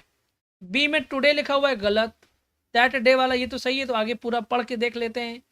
To tell him what the old man said that that, ये सैड लिख दिया गलत है, यहाँ टुडे गलत, ऑप्शन ए सही,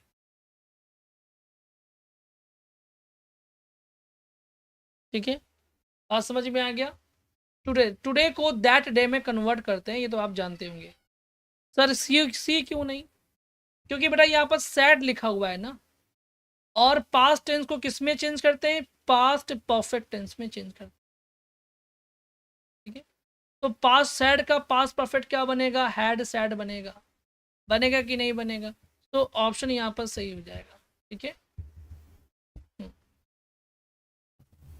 क्वेश्चन नंबर 41 का क्या होगा, इसका डायरेक्ट स्पीच बनाना है कि Mohan asked Amit whether the letter, ये जो वर्ड लिखा लेटर क्यों लिखा हुआ है, क्योंकि यहाँ पर मोहन और अमित दोनों लड़के हैं, तो कंफ्यूजन ना हो इसलिए सवाल ये द लेटर, लेटर मतलब अमित की बात हो रही है, वॉज इन हिज सेंसेस, इसमें से कौन सा सही होगा बताइएगा।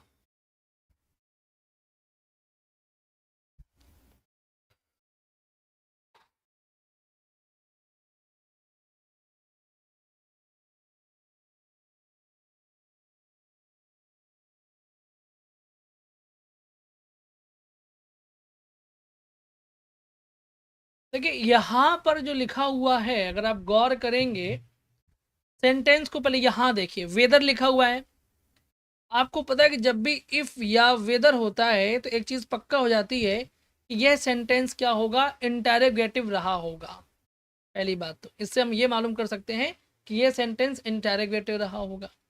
दूसरी बात है कि इसके बाद वाला जो क्लॉज होता है वो जो शुरू होता है वो क्या होता है, रिपोर्टेड स्पीच का होता है हिस्सा। तो द लेटर का मतलब क्या हुआ कि बात हो रही है अमित की, तो यानी वो एड्रेस किसको करेगा, अमित को करेगा। तो यहाँ अमित को कर रहा है, यहाँ भी कर रहा है, यहाँ भी कवर कर रहा है। लेकिन सेंटेंस क्या लिखा हुआ है कि वॉज इन हिज सेंसेस, ठीक है, वॉज इन हिज सेंसेस। तो यहाँ पर आपको ध्यान देना है कहाँ पर ऐसा लिखा हुआ है, केवल सी वाले में है कि अमित एड्रेस कर दिया, are you in your senses. भाई वॉज की जगह पर आर हो गया, क्योंकि आर का वॉज हो जाएगा जब वो इनडायरेक्ट बनेगा according to reporting verb. Got it. तो यहाँ पर क्या हो जाएगा, आर हो जाएगा। ठीक है, ठीक है, यानी पास्ट का प्रेजेंट कर देते हैं ना जब उल्टा बनाते हैं तो। और बाकी सवाल पूछा जा रहा है तो are you in your senses. जो यहाँ पर लेटर लिखा हुआ है ना, ये यू के लिए ही इस्तेमाल हुआ है, यानी दूसरे वाले के लिए। ठीक है, दूसरा वाला क्या होता है, यू हो सकता है, क्योंकि यू का जो हम रिलेशन बनाएंगे वो किससे बनाएंगे, ऑब्जेक्टिव केस से बनाएंगे। तो are you in your senses, C वाला ऑप्शन सही है, याद रखिएगा। है मज़ेदार सवाल, मतलब सवाल एकदम कतई जहर वाला सवाल है बिल्कुल। ठीक है, 12th लेवल तक के लिए भी बहुत बढ़िया है ये। ठीक है, the waiter filled the glasses with wine. चलिए भाई, आज चलेगी वाइन।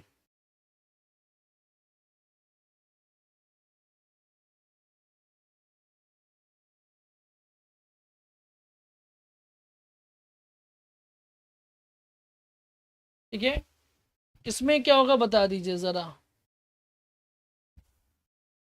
हाँ, देखिए यहाँ पर यदि आप इसका पैसिव बनाने बैठेंगे तो यहाँ पर द ग्लास आपका क्या है, ऑब्जेक्ट है किसका, वर्ब का। तो वर्ब के ऑब्जेक्ट का ही हम बनाते हैं। तो यहाँ पर बनाइए द ग्लास, क्योंकि द ग्लासेस प्लूरल है तो वर आया, फिल्ड आया, विथ आया, वाइन आया, बाय द वेटर आया, बी ऑप्शन सही है ना। सी क्यों बना रहे हैं आप खुद सोचिए कि हम सी आंसर क्यों चुन रहे हैं, क्यों चुनेंगे सी ऑप्शन, जबकि जो सी में लिखा हुआ है द वेटर लिखा हुआ है, और यहाँ पर द वेटर, यहाँ पर लिखा हुआ है the waiter filled the glasses, है ना। तो यहाँ पर क्या लिखा, द वेटर वॉज फिल्ड, यानी आपने तो वेटर को ही ग्लास में भर दिया ऐसा लग रहा है है ना भाई, क्योंकि यहाँ पर लिखा हुआ है द वेटर वॉज फिल्ड लिखा हुआ है ना, तो आप वेटर को ही थोड़ी भर देंगे, क्योंकि जो सब्जेक्ट है वो तो ऑब्जेक्ट हो जाता है, और जो ऑब्जेक्ट होता है वो सब्जेक्ट हो जाता है। पैसिव का ये तो नियम है ना। तो सब्जेक्ट का सब्जेक्ट कैसे हो सकता है, इसको हटा दीजिए। हाँ, कुछ जगह पर एज इट इज़ रहता है, वो उसके बहुत सारे कॉन्सेप्ट हैं, और यहाँ पर वाइन नहीं होगा, गलत। लेकिन इसका स्ट्रक्चर भी तो गलत है ना। आपने तो वेटर को लिखा है कि द वेटर वॉज फिल्ड, यानी वेटर भर दिया गया ग्लास में, वाइन की जगह पर आपने वेटर को ही ठूस के भर दिया कि ले बेटा, है। ये गलत है, बी वाला ऑप्शन सही हो जाएगा, याद रखिएगा। ठीक है, क्योंकि पास्ट टेंस का बनाते हैं हम वॉज या वर में। ठीक है, ऑप्शन बी सही है।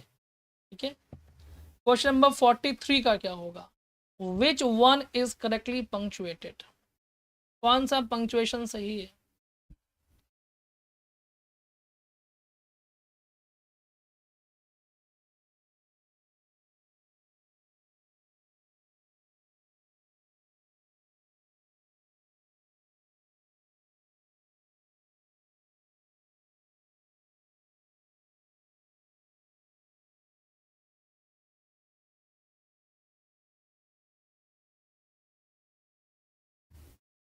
देखिए इसमें क्या होगा, करेक्टली पंक्चुएट में यदि आप बात करने का, वो आई हैव बॉट, मैंने खरीदा, तो मैंने क्या खरीदा, टेल्स फ्रॉम शेक्सपियर, एक किताब खरीदी जिसका नाम है टेल्स फ्रॉम शेक्सपियर। तो ठीक है, इसको हम किस में बंद कर देंगे, इन्वर्टेड कॉमा में बंद कर देंगे। ठीक है, सो ऑप्शन यहाँ पर डी वाला बिल्कुल सही हो जाएगा, याद रखिएगा। ठीक है, इस और एक चीज़ याद रखिएगा, जो भी नाम होता है उसका पहला लेटर कैपिटल होता है, लेकिन प्रीपोजिशन को हम कभी कैपिटल में नहीं लिखते। बाकी आर्टिकल का भी कैपिटल हो सकता है, बाकी अन्य शब्दों का भी कैपिटल हो सकता है, लेकिन प्रेपोजिशन का कैपिटल नहीं होता, नहीं होता, याद रखिएगा।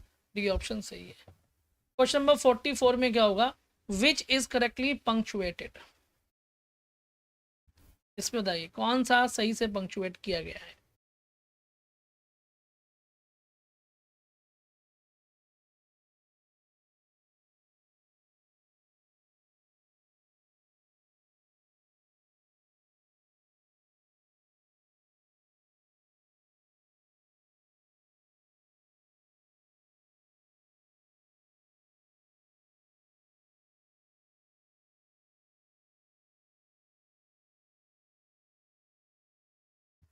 देखिए यहाँ पर जो ऑप्शन सही है वो डी वाला यहाँ पर सही हो जाएगा, याद रखिएगा।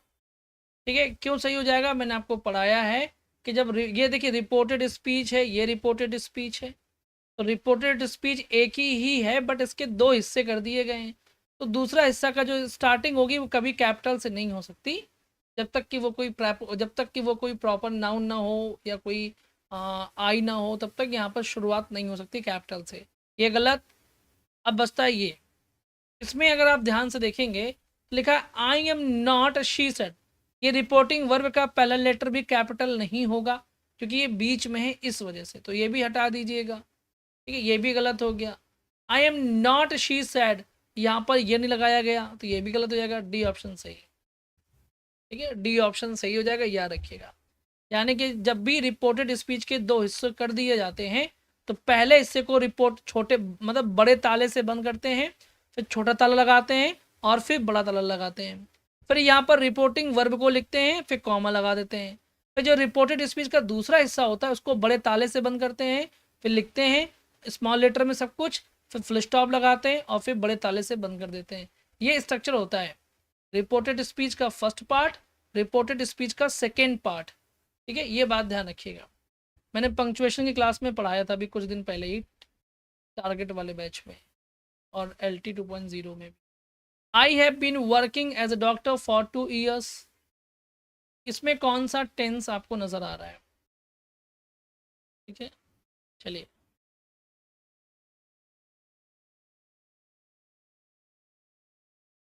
43 वाला एक बार समझा दूं। अच्छा ठीक है, इसका आंसर दे दीजिए पहले फिर समझाता हूँ।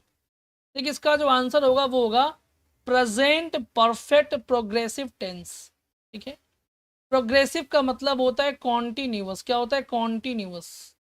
चाहे कॉन्टिन्यूअस बोलिए चाहे प्रोग्रेसिव बोलिए, बात एक ही है।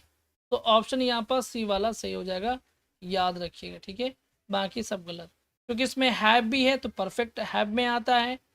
ठीक है, परफेक्ट में क्या आता है? हैव आता है। ING कॉन्टिन्यूअस में आता है तो बन गया ना परफेक्ट कॉन्टिन्यूअस। चूंकि प्रेजेंट में होता है तो प्रेजेंट बन गया। लीजिए प्रेजेंट परफेक्ट कॉन्टिन्यूअस या प्रेजेंट परफेक्ट, ठीक है, या प्रेजेंट परफेक्ट प्रोग्रेसिव भी बोल सकते। देखिए 43 में आसान है बेटा, इसमें है थोड़ी कुछ। ये तो लिखा हुआ टेल्स फ्रॉम शेक्सपियर्स, ये किताब का नाम है, तो ये आपका हो गया एक। ठीक है, यहाँ कॉमा लग गया। अब ये किताब का जो नाम है इसको हम लिखेंगे इन्वर्टेड कॉमा के अंदर, तो हमने लिख दिया। लिख दिया tales from Shakespeare. Preposition small letter में रहेगा, सारे लेटर स्मॉल रहेंगे। इसका पहला लेटर कैपिटल, इसका पहला लेटर कैपिटल, बस बात खत्म। और क्या दिक्कत है? सबसे आसान है। ठीक है, अब देखिए आता है यहाँ से आपका पैरा। ठीक है, इससे पहले कि आपका पैरा देख करके पारा बढ़ जाए, आराम से आप इस पूरे पैरा को पढ़िए। मैं घड़ी देख रहा हूँ 4:21 है, मैं आपको कम से कम 3 मिनट का टाइम देता हूँ। ठीक है, आप 3 मिनट में भी इस पैराग्राफ को अच्छे से पढ़िए और इसका मीनिंग समझ लीजिएगा, क्योंकि फिर मैं सवाल दिखाऊंगा। ठीक है, बताइए, पढ़ लीजिए।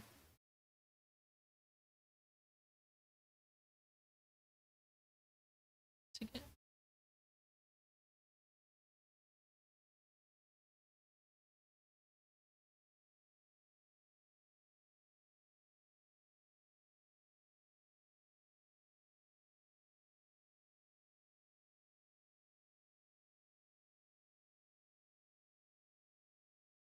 आराम से पढ़िए, जल्दीबाजी करेंगे तो फिर सीख नहीं पाएंगे।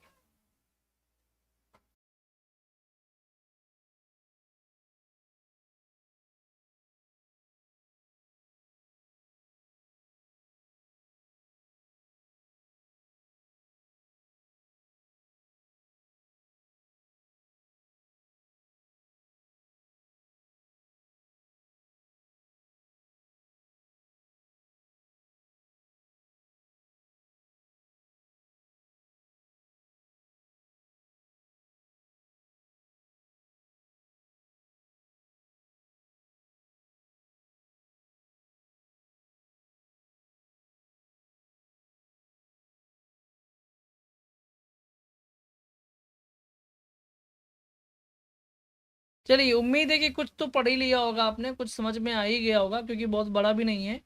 देखिए एग्जाम में तो आपको बहुत कम टाइम मिलेगा करने के लिए। अब मैं समझा देता हूँ, बाकी आप बाद में पढ़ लीजिएगा। कि पढ़ेंगे अभी? चलिए, है ना, मैंने पढ़ लिया तो मुझे लगा कि आपने भी पढ़ लिया होगा। मैं इसको समझा देता हूँ, ठीक है। लिखा हुआ a man who has no sense of history, यानी एक व्यक्ति जिसके पास में इतिहास का कोई सेंस नहीं है, समझ नहीं है।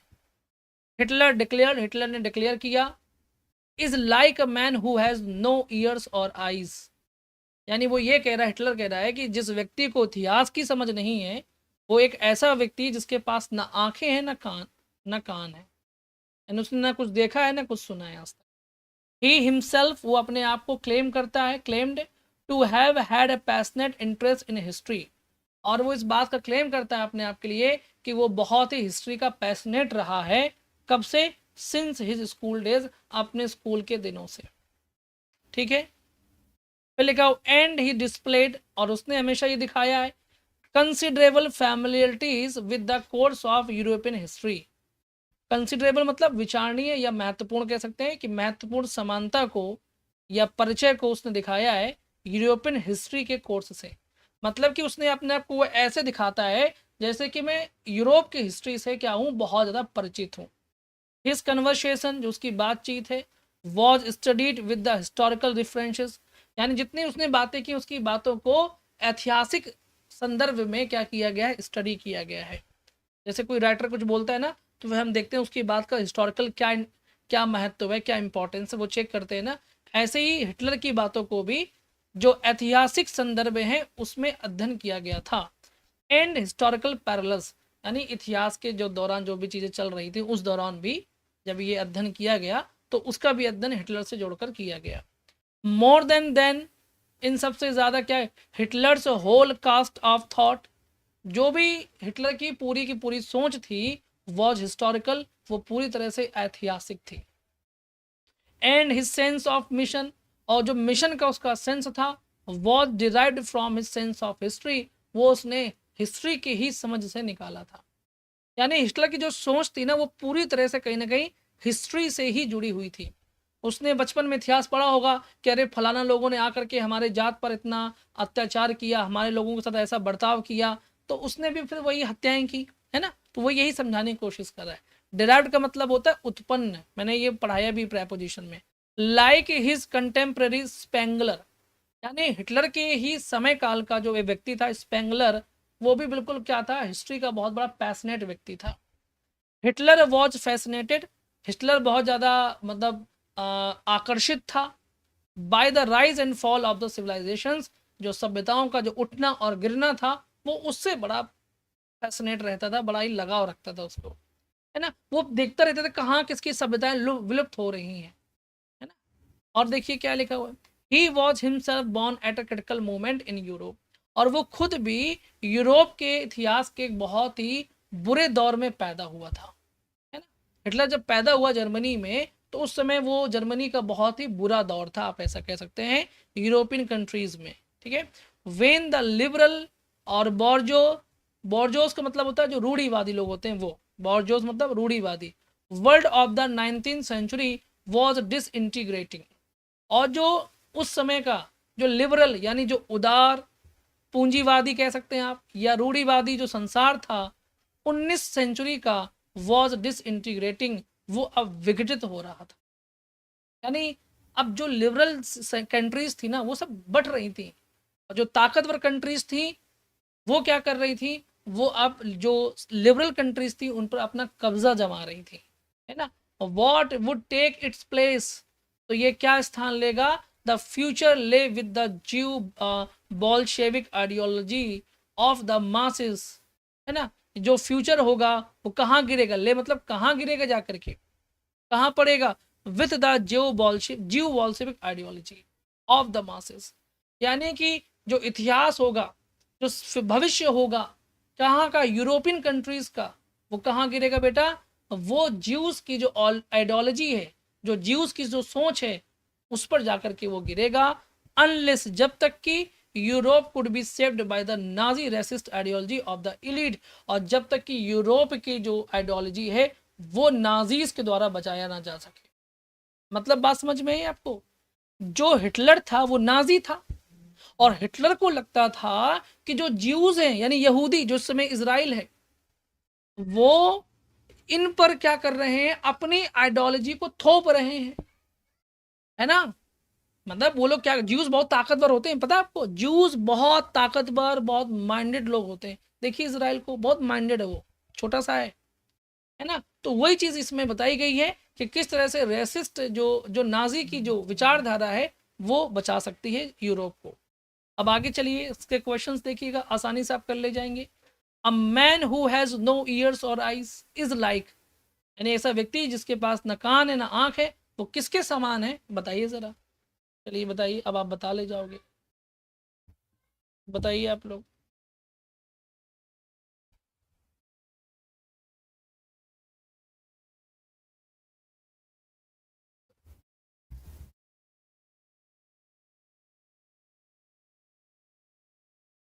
डायलॉग इसमें क्या होगा बताइए।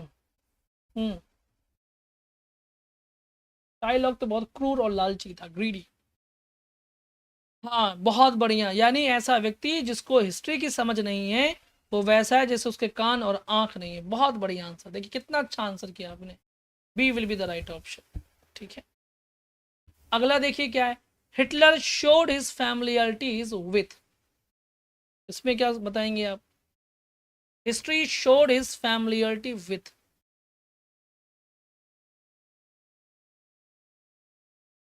हिटलर ने अपनी परिचय किसके साथ दिखाया।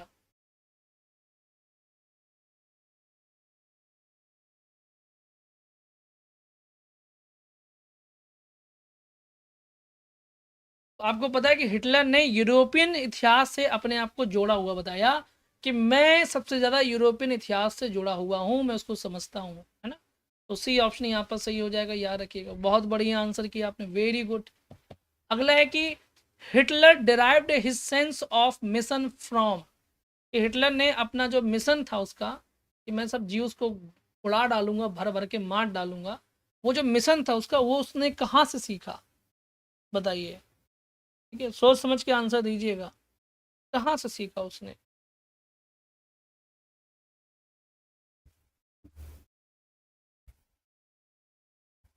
मानवता के प्रेम से, तत्कालीन सोसाइटी से, पास्ट के यानी भूतकाल के धर्म से, या हिज सेंस ऑफ हिस्ट्री। ठीक है, यानी हिज सेंस ऑफ हिस्ट्री, यानी उसने कहा नहीं था कि मैंने हिस्ट्री से सीखा है कि मेरा मिशन क्या होना चाहिए, है ना। याद आया आपको। चलिए बहुत बढ़िया, डी ऑप्शन किया, बहुत बढ़िया, बेहतरीन आंसर। अगला क्वेश्चन है, एंड देखिए लिखा, the rise and fall of civilisation fascinated, यानी कि सिविलाइजेशंस का गिरना उठना किसको फैसिनेट करता था, बताइए जरा।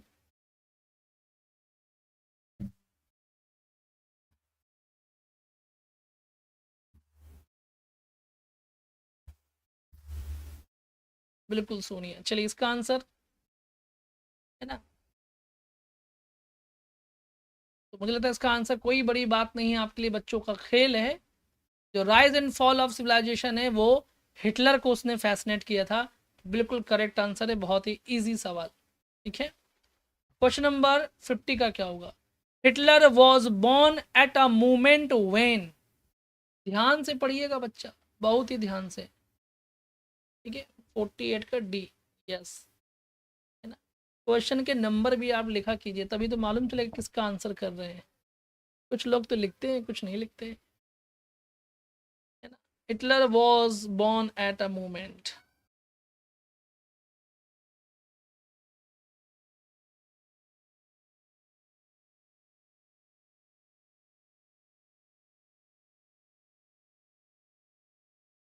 बहुत बढ़िया, बहुत बढ़िया, सी वाला सही है। क्योंकि डिसइंटीग्रेटिंग यानी कि बिखराव हो रहा था 19वीं सेंचुरी के, जो इस पूंजीवादी या जो रूढ़िवादी समाज था वो बट रहा था, और जबकि जो हिटलर था वो रूढ़िवादी को बना करके रखना चाहता था, है ना। वो चाहता था कि जो लिबरल लोग हैं वो बचे रहें, है ना। बट ये सब चीज़ें, इसमें सी वाला ऑप्शन बिल्कुल सही है। आपने एकदम बहुत बढ़िया आंसर दिया है, इसमें याद रखिएगा। ठीक है, तो इस तरह से आपने पैरा के, मुझे लगता है कि सभी ने बहुत ही सही आंसर दिए हैं। और मुझे लगता है सभी ने सभी आंसर सही दिए हैं। ठीक है, ये आपका हो गया आज का ख़त्म। मेरी बात को बेटा गांठ बांध लेंगे तो ज़िंदगी में आप सफल हो जाएंगे, ये बात मैं लिख करके दावे के साथ कह सकता हूँ, है ना। मेरी बहुत सारी बातें हैं, मैं बहुत ही जोश में इसलिए रहता हूँ क्योंकि मुझे लगता है कि मेरे स्टूडेंट सफल होने चाहिए, पहली बात। और दूसरी बात कि मैं हर चीज़ पे इतना एम्फेसाइज करता हूँ ताकि आप लोग उस बात को सीखें। मुझे पता है कि आपकी ज़िंदगी में बहुत जल्दबाजी है, मुझे पता है कि आपकी ज़िंदगी में बहुत सारी प्रॉब्लम्स हैं, मुझे पता है कि आप बहुत उलझन में रहते हैं, आपको बहुत जल्दी सब कुछ पढ़ना लिखना है, लेकिन बात को सुनना और समझना भी बहुत ज़रूरी है, जो भी आपका टीचर है, जो भी आपका मेंटर है। ठीक है, तो ये तो चूंकि पेड़ है तो मैं ही मेंटर हूँ आपका। तो मैं जो आपको समझाता हूँ कि जब भी आप एरर वाले क्वेश्चन किया कीजिए तो बेटा सूझबूझ के साथ, क्योंकि उसमें किसी भी तरह की मिस्टेक हो सकती है। नाउन हो सकता है, प्रोनाउन हो सकता है, यानी पूरे पार्ट्स ऑफ स्पीच की मिस्टेक हो सकती है, उसमें नरेशन की मिस्टेक हो सकती है, उसमें वॉइस की मिस्टेक हो सकती है, उसमें किसी की भी मिस्टेक हो सकती है। लेकिन आप लोग इतनी जल्दी में रहते हैं कि अगर सब्जेक्ट देखेंगे तो वर्ब नहीं देखेंगे, वर्ब देखेंगे तो प्रीपोजिशन नहीं देखेंगे, और प्रीपोजिशन देखेंगे तो रिफ्लेक्सिव लगेगा कि नहीं लगेगा ये भी नहीं देखेंगे, नाउन देखेंगे तो प्रोनाउन नहीं देख, मतलब कुछ भी आप जल्दी जल्दी जल्दी जल्दी आंसर करने की बहुत जल्दीबाजी रहती है, और यही जल्दीबाजी बर्बाद कर देती है इंसान। और जब आपके सामने जब भी मोर than one of the above ऐसा ऑप्शन जब आपके सामने है तो आपको अपने दिल को कंट्रोल करना चाहिए, दिमाग को भी, कि जल्दीबाजी नहीं करनी, आराम से आंसर करना है। ठीक है, और जब आपका एग्ज़ाम आ जाएगा उसके 2 दिन पहले मैं आपको ट्रिक बताऊंगा कि आपको किस तरह से पेपर के समय अपने दिमाग को शांत रखना है, कैसे हमको अपनी थिंकिंग रखनी है, और कैसे हमें पेपर सॉल्व करना है, वो सारी बातें मैं आपको बताऊंगा। ठीक है, ये बात ध्यान रखिए, युद्ध हमेशा तभी जीता जाता है, अगर आपने सुना होगा कि पहले मन में चल रहे युद्ध को जीतना बहुत ज़रूरी है। अगर आप मन के युद्ध को नहीं जीत सकते हैं तो आप कोई और युद्ध जीते ही नहीं सकते, आप हार जाओगे। उस पर जो पहले मन में भड़बड़ है ना उसको शांत करिए। ठीक है, नौकरी बड़बड़ से नहीं मिलती है, नौकरी पढ़ पढ़ से मिलती है, याद रखिए। ठीक है, और साल भर जब तक नौकरी नहीं मिल जाएगी, मैंने एक मंत्र दिया था बच्चों को, मैंने कहा था मंत्र को दिमाग में बैठा लीजिए कि नौकरी के लिए मैं पढ़ता हूँ, एग्जाम के लिए नहीं पढ़ता। जब तक नौकरी नहीं मिलेगी कंसिस्टेंसी नहीं भंग करूंगा, और आप 2 साल से ज़्यादा बेरोजगार नहीं रह सकते। बस वैकेंसी भरा जाए या हो जाए एग्जाम तो आप 2 साल से ज़्यादा बेरोजगार रह ही नहीं सकते, अगर आपने रेगुलरिटी बनाई 2 साल तक तो। ये बात मंत्र याद रखिएगा। इसलिए जो लोग घर बार छोड़ करके एकदम जुट जाते हैं पढ़ाई में ना, और नौकरी पाए, मैं आपको बता रहा हूँ, मेरे एक दोस्त हैं, उनके पिताजी की बहुत उम्र हो गई, वो करते थे, वो यादव हैं तो वो काम करते थे दूध बेचने का काम। अचानक से उनको ये लगा कि यार मैं ज़िंदगी भर दूध बेचूंगा, फिर मेरे बच्चे भी दूध बेचेंगे, फिर मेरा क्या होगा, ऐसी गरीबी में ज़िंदगी कट जाएगी। और उन्होंने 42 साल की उम्र में एक कसम खा ली कि मुझे नौकरी चाहिए। और उन्होंने 1 साल बता रहे थे कि बेटा मैंने 1 साल में जाने कितने हजार क्वेश्चंस लगा डाले, जाने कितनी बार किताबों को पी डाला, सारे काम छोड़ के। और और अगले साल जब वैकेंसी आई तो मेरा पहले ही बार में अच्छी रैंकिंग में हो गया, और मैं आज पीजीटी टीचर हूँ। उन अंकल जी की बात मुझे बहुत अच्छी लगती है क्योंकि वो बहुत बीमार व्यक्ति रहे हैं, बहुत बीमारी से जूझ रहे हैं बेचारे, लेकिन उनके अंदर का वो दृढ़ निश्चय देख करके मुझे वो बात हमेशा याद रहती है ना। और जो लोग सोचते हैं कि अरे ठीक है, अरे ज्ञान तो दुनिया, अरे हमको भी पता है सब कुछ, हम सब जानते हैं, अरे हमें सब आता है, जहाँ से बस मन में ये अहम आया, बस समझ लीजिए आपका डाउनफॉल शुरू। ये बिल्कुल कड़वा सच है बेटा। बाकी चॉइस आपकी, ज़िंदगी आपकी, बनाइए बिगाड़िए, लेकिन पढ़ना है तो मजाक मत करिए अपने साथ, समय के साथ और अपनी भावनाओं के साथ। सिलेक्शन हो जाएगा, 200% मैं कह रहा हूँ हो जाएगा। ठीक है, हमारी क्लास से बहुत बच्चों का हुआ है ना, मैंने शेयर भी किया, कई बार शेयर किया है। सर जी अभी तो 2-4 दिन से एक ऑप्शन और ऐड हुआ है तो 5-7 दिन लगेंगे फिर ठीक होने लगेंगे, इसलिए क्वेश्चन गलत हो रहे हैं ज़्यादा, पहले 4 ही ऑप्शन थे बट अब अच्छे से करूँगी स्वर्णिमा। नहीं वो तो ठीक है, वो एक अलग बात है, मैं उसकी बात नहीं कर रहा हूँ, मैं रेगुलरिटी की बात कर रहा हूँ। सवालों का गलत होना, फिर उसको सीखना, फिर इसको ठीक करना, ये तो एक पढ़ाई का एक पैटर्न है। ठीक है, हर कोई व्यक्ति गलती करके सीखता है। जिन्होंने कॉन्सेप्ट पढ़े हुए हैं वो गलती कर रहे हैं, तो उन्हें थोड़ा समझ करके करने की आवश्यकता है। लेकिन जो सीधा प्रैक्टिस कर रहे हैं उनकी गलती का होना, तो वो मतलब गलती करके सीखेंगे, ऐसा मान के चला जाए, ठीक है। लेकिन एग्ज़ाम के लिए पढ़ना नहीं है, हमें नौकरी के लिए पढ़ना है। ये भावना अपने मन में बैठाइए, अपने सामने लिख करके चिपका दीजिए कमरे में कि मुझे नौकरी के लिए पढ़ना है, एग्ज़ाम के लिए नहीं पढ़ना। और आपकी नौकरी ना मिले 2 साल में तो बताइएगा। लेकिन मेरा एक सवाल ज़रूर रहेगा कि आपने रेगुलरिटी कितने दिन बना के रखी, ये बात ध्यान रखिए। ये नहीं कि 10 दिन पढ़ा और 2 महीना गायब है। चाहे 10 मिनट पढ़िए, 20 मिनट पढ़िए, याद रखिएगा, है ना, वो नौकरी पा जाएगा। मेरे पास ऐसे एग्जाम्पल भरे पड़े, क्योंकि मेरे सारा फ्रेंड सर्कल सरकारी जॉब करता है, वो भी हैप्पी हैं, मैं अपने काम से हैप्पी हूँ, ठीक है। याद रखिएगा इस बात को। अगर आपको सरकारी ही चाहिए तो फिर वैसे सोचना शुरू। तो आज के लिए बस इतना ही। गुरुजी जूनियर के लिए ओनली ग्रामर पर फोकस करूं, सौरभ कह रहे हैं। तो आपने देखा होगा ना, जूनियर का पैटर्न तो देखा होगा ना। देखिए ग्रामर तो यही सब आनी है, तो ग्रामर पे सिलेबस में ग्रामर ही है, जूनियर में भी शायद, है ना, कि नहीं है, जूनियर ही में ग्रामर ही है। देखिए क्योंकि उन्होंने पैटर्न को डिसाइड नहीं किया है, तो ये चीज़ बहुत मुश्किल हो रही है बच्चों के लिए। लेकिन लास्ट पैटर्न में चूँकि अभी 6 to 8 तो हुआ नहीं था, वो तो टीजीटी पीजीटी का हुआ था, और पूरा पेपर ग्रामर बेस्ड था। तो आप भी क्या कीजिए, ग्रामर पे पकड़ बना के रखिए सौरभ, बढ़िया हो जाएगा भला, ठीक है। बात समझ में आ गई, चलिए। 5 ऑप्शन से घबराहट है नहीं, ये फोबिया मत होने दीजिए, 5 ऑप्शन बड़ी बात नहीं है, ठीक है। कल से आपकी क्लास देखिए, मैं हो सकता है इसी टाइम पर कर दूँ, 4:30 बजे। आपके ग्रुप में एक मैसेज आएगा, आप लोग उसमें अपना मत ज़रूर दीजिएगा, ठीक है, ताकि टाइम सही समय पे हो सके। आज के लिए बस इतना ही। अपना ख्याल रखिए, अपनी फैमिली का। बाय बाय, टेक केयर, नमस्कार, जय हिंद।